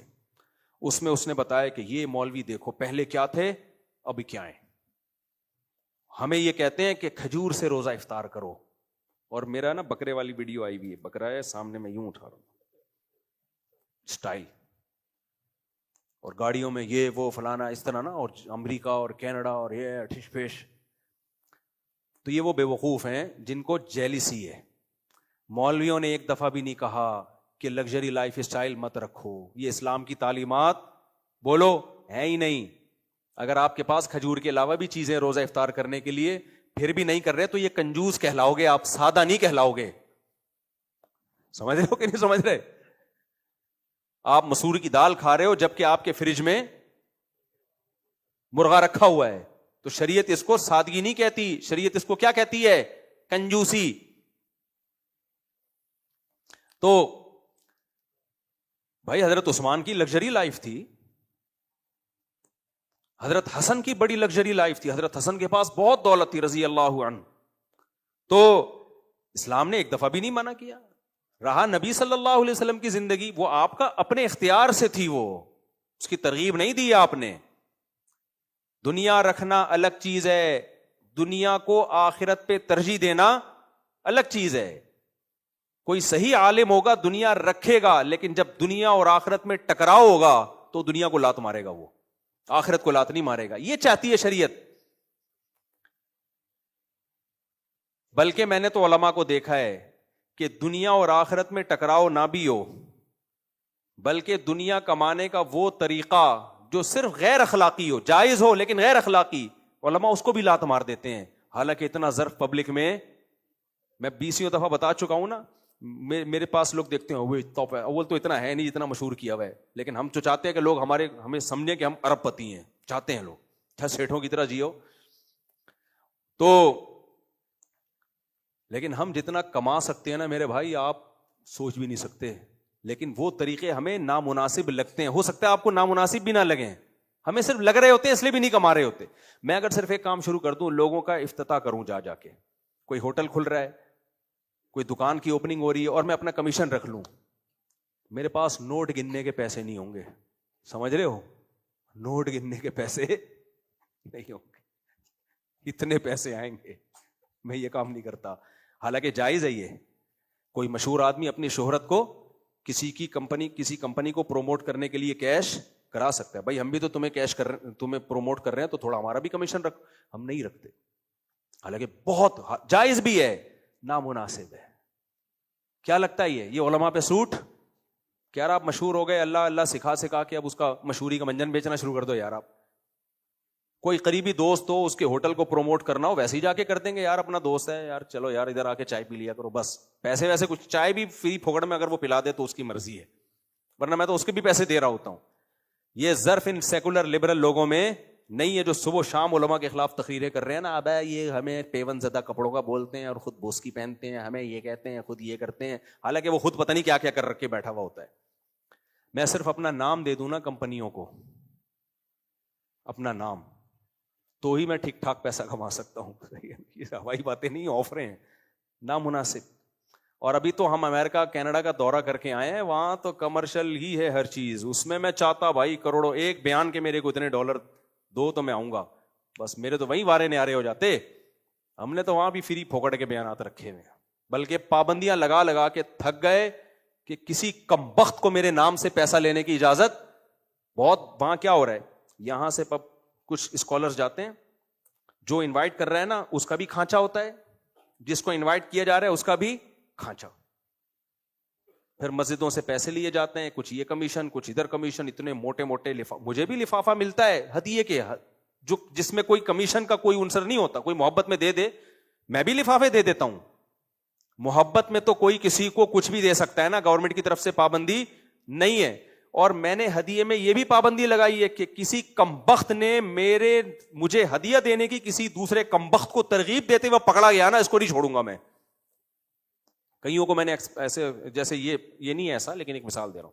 یہ گیا ان کے پاس, مفتی صاحب آ رہے ہیں, یار مفتی صاحب کو کچھ ہدیہ تو دینا چاہیے نا, بتا کتنے دے گا, کتنے ڈالر دوں گا. مجھے پتا چل گیا تو میں نے ان دونوں کو پھر پکڑا ہے, اور لوگوں کو فون کر کر کے کہا اس کمبخت سے ہوشیار رہنا, یہ بھکاری بنا رہا ہے مجھے. ہدیہ وہ ہوتا ہے جو آپ کے دل میں خود بخود جس کا خیال آئے, جا کے ترغیب دینا کہ آپ مفتی صاحب کو ہدیہ دیں, آپ مفتی, یہ اٹ از کالڈ بھیک. اس کو نام کیا دے دیا گیا ہے ہدیہ کا. بھیک کا کیا مطلب ہوتا ہے, مانگنا. فقہاء نے لکھا ہے العبرۃ للمعانی لا للالفاظ, شریعت الفاظ کے بکھیڑوں کو میں نہیں پڑتی, شریعت دیکھتی ہے حقیقت میں کیا ہو رہا ہے. دیکھو میں نے آپ کو کہا یہ پگڑی میں نے آپ کو گفٹ دی, آپ ایک دم خوش ہو گئے. میں نے کہا 10,000 روپے میں گفٹ دے دی میں نے آپ کو, تو بھائی گفٹ نہیں ہے, یہ بیچ رہے ہو آپ. عمل خرید و فروخت کا ہو رہا ہے, نام کیا دیا جا رہا ہے. یار میں کوئی لے تھوڑی رہا ہوں گفٹ آپ سے, ایسے ٹینشن میں چلے گئے جیسے پتہ نہیں. کوئی گفٹ دے دے اپنی خوشی سے, بہت اچھی بات ہے یار. نبی نے فرمایا تہادو تحابو, ایک دوسرے کو ہدیے دیا کرو, اس سے آپس میں محبت. آپ یہ کہہ سکتے ہو کہ دے ہی کیوں, آپ کیوں نہیں دیں, تو کس نے کام نہیں دیتے بھائی, ہم بھی دیتے ہیں گفٹ. تو گفٹ ایک الگ چیز ہے بھائی, وہ تو کسی کو کسی کے دل میں محبت ہو خیال ہو دے سکتا ہے, 100 دفعہ دے 100 دفعہ لے وہ گفٹ. لیکن ہو کیا رہا ہے ان باہر ملکوں میں, اس پہ میں 2 بیان بہت ڈیٹیل سے کر چکا ہوں, ابھی مزید اس میں نہیں جاتا. سب کمرشل بنا ہوا ہے, کمرشل. تو یہ چیز اگر یہ کمانا چاہیں تو 20 طریقوں سے کما سکتے ہیں. تو بار بار میں یہ بات کہتا ہوں, لا رہبانیت فی الاسلام, اس حدیث کو یاد رکھ لو. بلکہ قرآن میں کیا آتا ہے, وَرَهْبَانِيَّةً ابْتَدَعُوهَا, یہود و نصارہ جو تباہ ہوئے ہیں نا, اس کی ایک بہت بڑی وجہ تھی رہبانیت جو انہوں نے گڑھ لی تھی, اور آج ہم بھی اسی ٹریک پر چل رہے ہیں. یعنی مسلمان جتنا بڑا مکھنچو ہوگا نا اتنا نیک سمجھا جاتا ہے. وہ مکھنچو سمجھتے ہیں, کبھی 1-2 دفعہ میں 2-4 مکھنچو لا کے دکھاؤں گا, لیکن وہ پھر ناراض ہو جائیں گے. جتنا بڑا مکھنچو. تو ہم تو کوشش کر رہے ہیں کہ مدرسہ کہیں بھی نہ جائے, مدرسہ کے جو فارغ شدہ عالم ہے وہ کسی کام کا ہی نہ ہو, اس کے سرٹیفکیٹ کی کوئی ویلیو ہو ہی نہیں, نہ وہ فوج میں جائے, نہ وہ بیوروکریسی میں جائے, نہ وہ حکومت میں جائے, نہ وہ کسی یونیورسٹی میں لیکچرار لگے. تو بھائی آپ تو اپنے پاؤں پہ خود ہی کلہاڑا مار رہے ہو. دیکھو بس جلدی سے بات کو میں ختم کرتا ہوں, وقت بہت ہو گیا. نبی صلی اللہ علیہ وسلم کی سیرت اور آپ کے ذمہ جو اللہ نے کام لگایا ہے نا, اس کے 2 پہلو ہیں. یہ بس سبق کے طور پہ یاد کر لیں. پیغمبر جو دنیا میں آئے کتنے کاموں کے لیے, بولو نا, جو نبوت کے کام تھے کتنے, 2. ان 2 میں ایک تھا ریاست اور ایک تزکیہ, پرسنلی لوگوں کی اصلاح کرنا یہ بھی تھا, اور ریاست قائم کرنا یہ بھی تھا. اگر آپ ریاست کو نکال دو نا اس سے سارے پروسیس سے, بس لوگوں کو اللہ اللہ سکھانا ہے, داڑیاں رکھوانی ہے, نمازی بنانا ہے, پرہیزگار بنانا ہے, تو آدھا کام تو نبوت کا آپ نے ختم کر دیا. اور اس آدھے کام سے یہ دوسرا بھی تھوڑی دنوں میں خود ہی ختم ہو جائے گا. بہت مشکل ہے یار, بہت مشکل ہے بات سمجھانا. دیکھو نبی صلی اللہ علیہ وسلم کی جو نبوت تھی یہ قرآن سے ثابت ہے. ارسل رسولہ بالہدی ودین الحق لیظہرہ علی الدین کلہ. اللہ تعالیٰ کہتے ہیں میں نے اپنے نبی صلی اللہ علیہ وسلم کو, محمد صلی اللہ علیہ وسلم کو بھیجا ہدایت کے ساتھ, لیظہرہ علی الدین کلہ, تاکہ آپ اس کو تمام ادیان پہ غالب کر دیں. تو غلبہ اسٹیٹ کے ساتھ ہوتا ہے یا وداؤٹ اسٹیٹ ہوتا ہے؟ کبھی ایسا ممکن ہے کہ اسٹیٹ کے بغیر آپ ہو اسٹیٹ کے ماتحت اور آپ کا اس اسٹیٹ میں غلبہ ہو؟ یا تو بغاوت ہوگی اور آپ کی اپنی اسٹیٹ قائم ہو جائے گی, یہی ہوگا نا. کسی اسٹیٹ کے تحت آپ رہتے ہیں, یا تو اسٹیٹ آپ کے ہاتھ میں آئے گی یا آپ اس اسٹیٹ کے تحت ہی رہو. تیسرا آپشن پریکٹیکلی ممکن نہیں ہے. تو اب اسٹیٹ میں جانے کے دو طریقے ہیں, یا تو آپ بغاوت کر لو, خون خرابہ کرو, یا آپ کے پاس کیا طریقہ ہے, ان تمام اداروں میں گھسنے کی کوشش کرو. قیامت آنے والی ہے, میں آپ کو بتا دوں. گٹر لینڈ ڈل گئی ہماری سامنے کی, یہ جو روڈ کھدا ہوا ہے نا, مجھے تو ابھی تک یقین نہیں آ رہا کہ میں خواب دیکھ رہا ہوں یا میں جاگ رہا ہوں. سامنے گٹر لینڈ ڈل گئی ہے. بہت حیرانگی کی بات ہے, یہ ہوا کیا ہے؟ ہو سکتا ہے ہم سب کی آنکھ کھلے, ہم خواب دیکھ رہے ہوں. تو یہ کس سے تعاون لیا ہم نے؟ بولو. میں خود گیا تھا ڈی سی آفس, پورا ٹولہ لے کر گیا تھا, سمجھایا, گھنٹوں بٹھایا. وہ 4 شادیوں کی بحث انہوں نے چھوڑ دی, ڈپٹی کمشنر نے. وہ 4 شادیاں نہیں کرنی چاہیے. میں نے کہا یار ہمارا گٹر سیٹ کروا دو یار. اچھا ہاں, وہ 4 شادیوں کی بات بھی انہوں نے کیسے چھوڑی؟ انہوں نے کہا کہ اصل میں یہ گٹر بند اس لیے ہو رہے ہیں کہ بچے بہت پیدا ہو رہے ہیں. یار اب دیکھو یار, یہ اب تو پرانا واقعہ ہوگا, کسی کو پتہ نہیں چلے گا, غیبت نہیں ہوگی. وہ کہہ رہے ہیں آپ لوگ بھی تو بچے پیدا کرتے ہو اور پھر گٹر تو بند ہوں گے نا. میں نے کہا کوئی بچہ گٹر میں پھنسا ہوا ہوتا ہے نا, پھر آپ کہتے اتنے پیدا ہو گئے ہیں کہ رہنے کی جگہ نہیں, گٹر میں پھنس رہے ہیں وہ, تو میں مان لیتا. کوئی بات ہے یار. خیر بڑا مناظرہ ہوا ان سے, لیکن اللہ کا بڑا فضل ہو گیا کہ الحمدللہ وہ گٹر لائنیں ڈل گئی ہیں. تو خلاصہ یہ نکلا میرے بھائی, اسلام میں رہبانیت بولو نہیں ہے. ریاست اسلام کا حصہ ہے, اس کے بغیر اسلام نہیں ہے. اب ریاست میں یا تو الڑ دو, پھلڑ دو, مار پیٹ دو, کچھ بھی حاصل ہونے والا نہیں ہے. یا پھر دوسرا طریقہ یہی ہے کہ ان تمام اداروں میں گھسنے کی کوشش کرو جس سے ریاست چلتی ہے. آپ نہیں گھسو گے تو باطل لوگ گھس جائیں گے. اللہ تعالیٰ سمجھنے کے عمل کی توفیق عطا فرمائے. روح نکالنے والے فرشتے کون ہیں؟ وہ کہا جاتا ہے میکائیل علیہ السلام ہے, لیکن کوئی مستند بات نہیں ہے. یہ ایک ابھی گورا ملا کینیڈا میں, مسلمان ہوا تھا, اس کا نام تھا میکائیل. تو میں نے کہا میکائیل تو ہم نے سنا ہے کہ وہ, یعنی اس نے نام چینج کر کے اپنا نام رکھا میکائیل, اسلام قبول کیا. میں نے کہا میکائیل تو سنا ہے, موت کے فرشتے کو کہتے ہیں. کہہ رہے میں پہلے مائیکل تھا تو اسلام لایا ہوں تو میکائیل بن گیا میں. وسیلہ کس طرح کا جائز ہے اور پرائز بانڈ حرام ہے یا حلال؟ پرائز بانڈ تو حرام ہے. وسیلہ کس طرح کا جائز ہے, یہ ایک مبہم سوال. یعنی اکثر جو وسیلے کے بارے میں تبصرہ کرتے ہیں نا لوگ, کوئی کہتا ہے وسیلہ جائز ہے, کوئی کہتا ہے وسیلہ ناجائز ہے. دیکھو الفاظ کے بکھیڑوں میں مت پڑا کرو. بار بار میں یہ چیز بتاتا ہوں نا, جب بھی کوئی کہتا ہے نا میں فلاں کے وسیلے سے اللہ سے دعا مانگ رہا ہوں, فلاں کے اللہ نبی کے وسیلے سے دعا مانگ رہا ہوں, تو اس سے اس کا مطلب پوچھا جائے گا بھائی تمہاری مراد کیا ہے اس سے. یہ مبہم لفظ ہے. جب بھی کوئی شخص کہتا ہے اللہ نبی کے وسیلے سے میرا یہ کام کر دے, تو اس کا کیا مطلب ہے, اس سے پوچھا جائے گا کہ کیا مطلب ہے.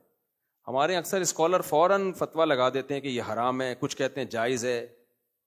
بھائی جب ہم نے پبلک سے پوچھا ہے کہ جب آپ کہتے ہو اللہ نبی کے وسیلے سے میرا یہ کام کر دے, تو آپ کی کیا مراد ہوتی ہے, آپ کی بات کا مطلب کیا ہوتا ہے. تو اگر مطلب یہ ہے کہ نبی کے ذریعے سے, یعنی نبی یہ کام کر کے دیں گے, تو نبی کے ذمہ لگا دے نبی یہ کام کریں گے, تو یہ تو شرک ہے بھائی. اللہ کے نبی تو اپنی قبر مبارک میں ہے, سارے کاموں کا اختیار کس کے پاس ہے؟ ادھر توجہ, اللہ کے پاس ہے. تو یہ لفظ جائز نہیں ہے. اور اگر نبی کے وسیلے کا مطلب یہ ہے کہ ہم نبی کے امتی ہیں تو ہمارا اپنا عمل تو کوئی نہیں ہے, تو نبی کی لاج رکھ لے, یعنی ہم نبی کے امتی ہیں, ہمارا نبی سے ایک تعلق ہے, اس عمل کی لاج رکھ لے. جیسے لوگ کہہ رہے ہوتے ہیں بھائی میرا یہ کام کر لو, تمہارے پھپھا جو ہیں میرے بھی پھپھا لگتے ہیں, یا تم میرے بھائی لگتے ہو, تو اس وسیلے سے میرا یہ کام کر دو, تو ایک رشتہ بیان کیا جاتا ہے, تو یہ جائز ہے. نبی صلی اللہ علیہ وسلم کی امت میں ہونا بھی تو ایک بڑی فضیلت کی بات ہے نا, تو یہ جائز ہے. تو اس لیے نہ وسیلہ جائز ہے نہ ناجائز ہے. جو شخص وسیلے کا لفظ استعمال کیا جاتا ہے اس سے اس کا مطلب پوچھا جائے گا. اگر صحیح مطلب بیان کر رہا ہے تو جائز کہا جائے گا, غلط مطلب بیان کر رہا ہے تو ناجائز کہا جائے گا. کچھ لوگ کہتے ہیں احتیاطاً ناجائز کہہ تو بھائی احتیاطاً کا کیا, جب کوئی چیز یعنی احتیاطاً ہم ناجائز جب کہتے ہیں جب زیادہ تر لوگ اس کو غلط مطلب میں استعمال کر رہے ہوتے. تو جب میں نے پبلک سے جو پوچھا ہے تو زیادہ تر لوگ بین ہے, یعنی درمیان کچھ صحیح معنی میں استعمال کر رہے ہیں, کچھ غلط معنی میں. یہ ایک الگ بات ہے کہ جو ایسا لفظ استعمال کرتے کیوں جس کا مطلب پوچھنا پڑے. کیا خیال ہے, اس کا مطلب پوچھنا پڑے. لوگ طلاقیں دے کے آتے ہیں نا عجیب عجیب طریقوں سے, پھر ہم پھنستے ہیں. تو میں کہتا ہوں دینی ہوتی تمیز سے طلاق کا لفظ استعمال کر کے دے دیتا بھائی. مفتیوں کو چکر میں ڈالتے ہیں لوگ. مفتی صاحب ہم لوگ انگلینڈ میں رہ رہے ہیں, وہاں ہم سارے گھر والوں کو قبرستان لے جاتے ہیں, ہم خواتین بھی ساتھ جاتی ہیں, لیکن میرے ابو کی رہائش کراچی میں ہے, یہاں ہمارے گھر والے کراچی میں ہے, ہم یہاں گھر والے نہیں جاتے, کیا کروں. دوسری بات یہ کہ ہمارے یہاں مساجد میں بہت سے قرآن ہوتے ہیں, کیا ہم کوئی قرآن گھر لے آ سکتے ہیں, اس کا کیا لکھا ہے آگے پتہ نہیں, ہدیہ چندے میں دے دینا.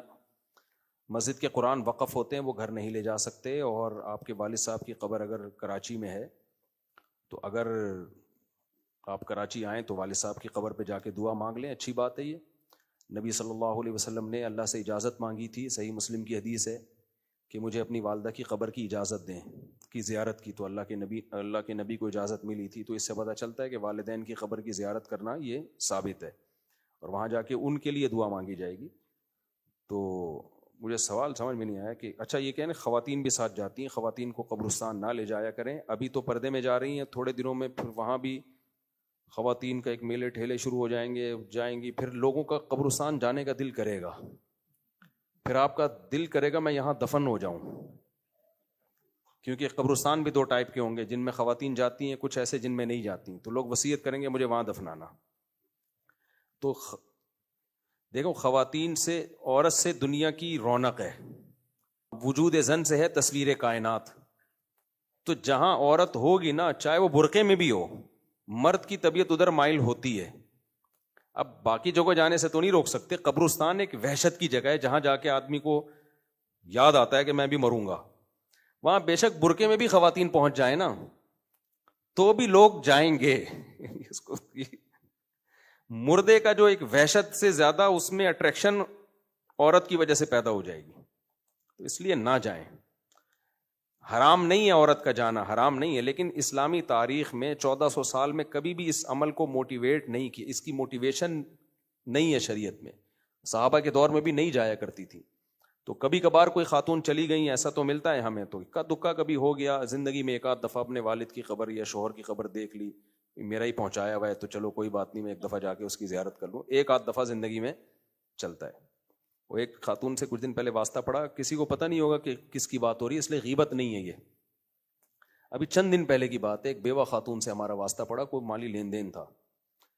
وہ بہت تیز نکلی نا, کسی کو کیا پتا کس کی بات ہو رہی ہے, ان خاتون کو بھی نہیں پتا چلے گا کہ ان کی بات ہو رہی ہے, کیونکہ خواتین کو پتا ہوتا ہے کہ اگر برائی ہو رہی ہے تو میری تو ہو ہی نہیں رہی ہے, صحیح ہے نا, کسی اور کی بات ہو رہی.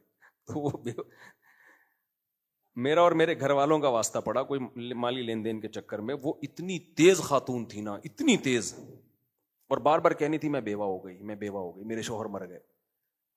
میں بڑا پریشان کہ یار یہ اگر بیوہ نہ ہوتی آپ تو پریشان, یعنی ایک حیرانگی کی بات تھی. تو میں نے جس بندے نے مجھے ان خاتون سے ملوایا, اس نے جو بات میرے دل میں آ رہی تھی نا ان کی تیز زبانی کی وجہ سے, اس بندے نے یہی کہا, انہوں نے کہا بیوہ انہی کی وجہ سے ہوئی ہے. کہہ رہے ان کی اخلاق ایسے ہیں کہ یہ شوہر نے اتنا سال بھی کیسے. میں نے کہا میرے بھی دل میں یہی آ رہا تھا. خیر میں مذاق کر رہا ہوں, ایسا نہیں ہے, کیونکہ آخر میں پھر ہم نے ایک بھی گھر جانا ہوتا ہے. تو کبھی کبھار برقعے میں کہیں اپنے والد یا شوہر کی یا بھائی وغیرہ کی قبر پر زندگی میں ایک آدھ دفعہ جانے کی گنجائش ہے, لیکن اس کی عادت نہ ڈالی جائے, اس کو پروموٹ نہ کیا جائے. اس کو کیا ایک بیوہ خاتون اپنی بھانجی اور اس کے شوہر کے ساتھ عمرے کی ادائیگی کے لیے جا سکتی ہیں؟ نہیں, بھانجی کا شوہر نامحرم ہے. اچھا بھائی، بخاری مسلم کیا لکھا ہے بھائی؟ بخاری مسلم پر کیا لکھا ہے یار؟ چنگیز خان نے کیا وہی حدیثیں دوبارہ آ گئی ہیں، کیا یہ صحیح ہے؟ یہ بیچ کا لفظ سمجھ میں نہیں آ رہا، اتنی غلط رائٹنگ میں لکھا ہوا ہے.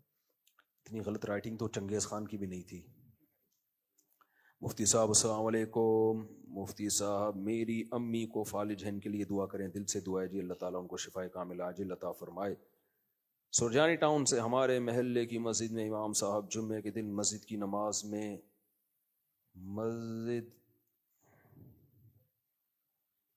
یار لکھا تو صحیح کرو نا. سرجانی ٹاؤن سے ہماری مسجد کے امام صاحب جمعے کے دن فجر کی نماز میں 3 سجدے کروائے ہیں. اچھا، کیا کسی حدیث سے ثابت ہے فجر کی نماز میں 3 سجدے؟ ایک تو سجدہ تلاوت والی آیت پڑھی ہوگی نا انہوں نے، سورہ سجدہ. جمعے کے دن فجر میں سورہ سجدہ پڑھنا سنت ہے، میں بھی کبھی کبھار پڑھتا ہوں، تو اس میں ایک سجدہ ہوتا ہے، تو یہ والا سجدہ مراد ہے، تو یہ تو سنت ہے. ایک باپ کے 4 بیٹے ہیں. کیا لکھا ہے یار؟ باپ نے اپنی زندگی میں نافرمان نہیں، باپ نے اپنی زندگی میں جائیداد تینوں میں تقسیم کر دی. اچھا، ایک نافرمان ہے، نافرمان کو نہیں دیا. دیکھو تھوڑی بہت نافرمانی فرما برداری ہر گھر میں ہوتی ہے، 100% سارے بچے ایک جیسے ابا کے فرما بردار نہیں ہوتے، اس لیے اس بیس پہ ان کی جائیدادوں میں فرق کرنا برا عمل ہے، غلط عمل ہے. نبی صلی اللہ علیہ وسلم کی شدید وعید ہے. نعمان ابن بشیر رضی اللہ تعالی عنہ نبی کی خدمت میں حاضر ہوئے کہ میرے 2 غلام ہیں، میرا ایک غلام ہے، میں ایک بیٹے کو گفٹ دینا چاہتا ہوں. آپ نے فرمایا دوسرے کو کیا دے رہے ہو؟ کہا نہیں کچھ بھی نہیں. آپ نے فرمایا میں ظلم پہ گواہ نہیں بن سکتا. تو یہ ناجائز اور حرام ہے. ناجائز کا مطلب یہ غلط چیز ہے. تو تھوڑی بہت تو سب تو برابر نہیں ہوتے نا، لیکن اگر واضح طور پہ نافرمان ہے، ایک نمبر کا بدماش ہے، کوئی بات نہیں مانتا، باپ کے لیے عذاب جان بنا ہوا ہے، تو پھر زندگی ہی میں ساری جائیداد دوسروں کو دی جا سکتی ہے، اس کو محروم کیا جا سکتا ہے. لیکن ایک نمبر کا وہ بدماش ہونا چاہیے. تھوڑا بہت بدماشی تو ہر گھر میں ہوتی ہے. اچھا بھائی، ہمارے پیارے نبی صلی اللہ علیہ وسلم، یار اصل میں اپنی شرمندگی سے بچنے کے لیے چشمہ نہیں لگاتا، تو لگانا چاہیے. کیا خیال ہے؟ ذرا میرا چشمہ تو لانا وہاں سے قریب کا. میں نہیں چاہتا کہ لوگ مجھے کہیں کہ مجھ صاحب کے چشمہ لگ گیا، لیکن اب قدرت پکار کے کہہ رہی ہے کب تک چھپو گے پیڑوں کی آڑ میں، کبھی تو ملو گے لنڈا بازار میں. رائٹنگ والے پہ بلی ڈال رہا ہوں میں، خیر رائٹنگ بھی خراب ہوتی ہے. اچھا بھائی، ہمارے پیارے نبی صلی اللہ علیہ وسلم نے نماز میں یہ پڑھ کے سنائیں، کیا لکھا ہے یار؟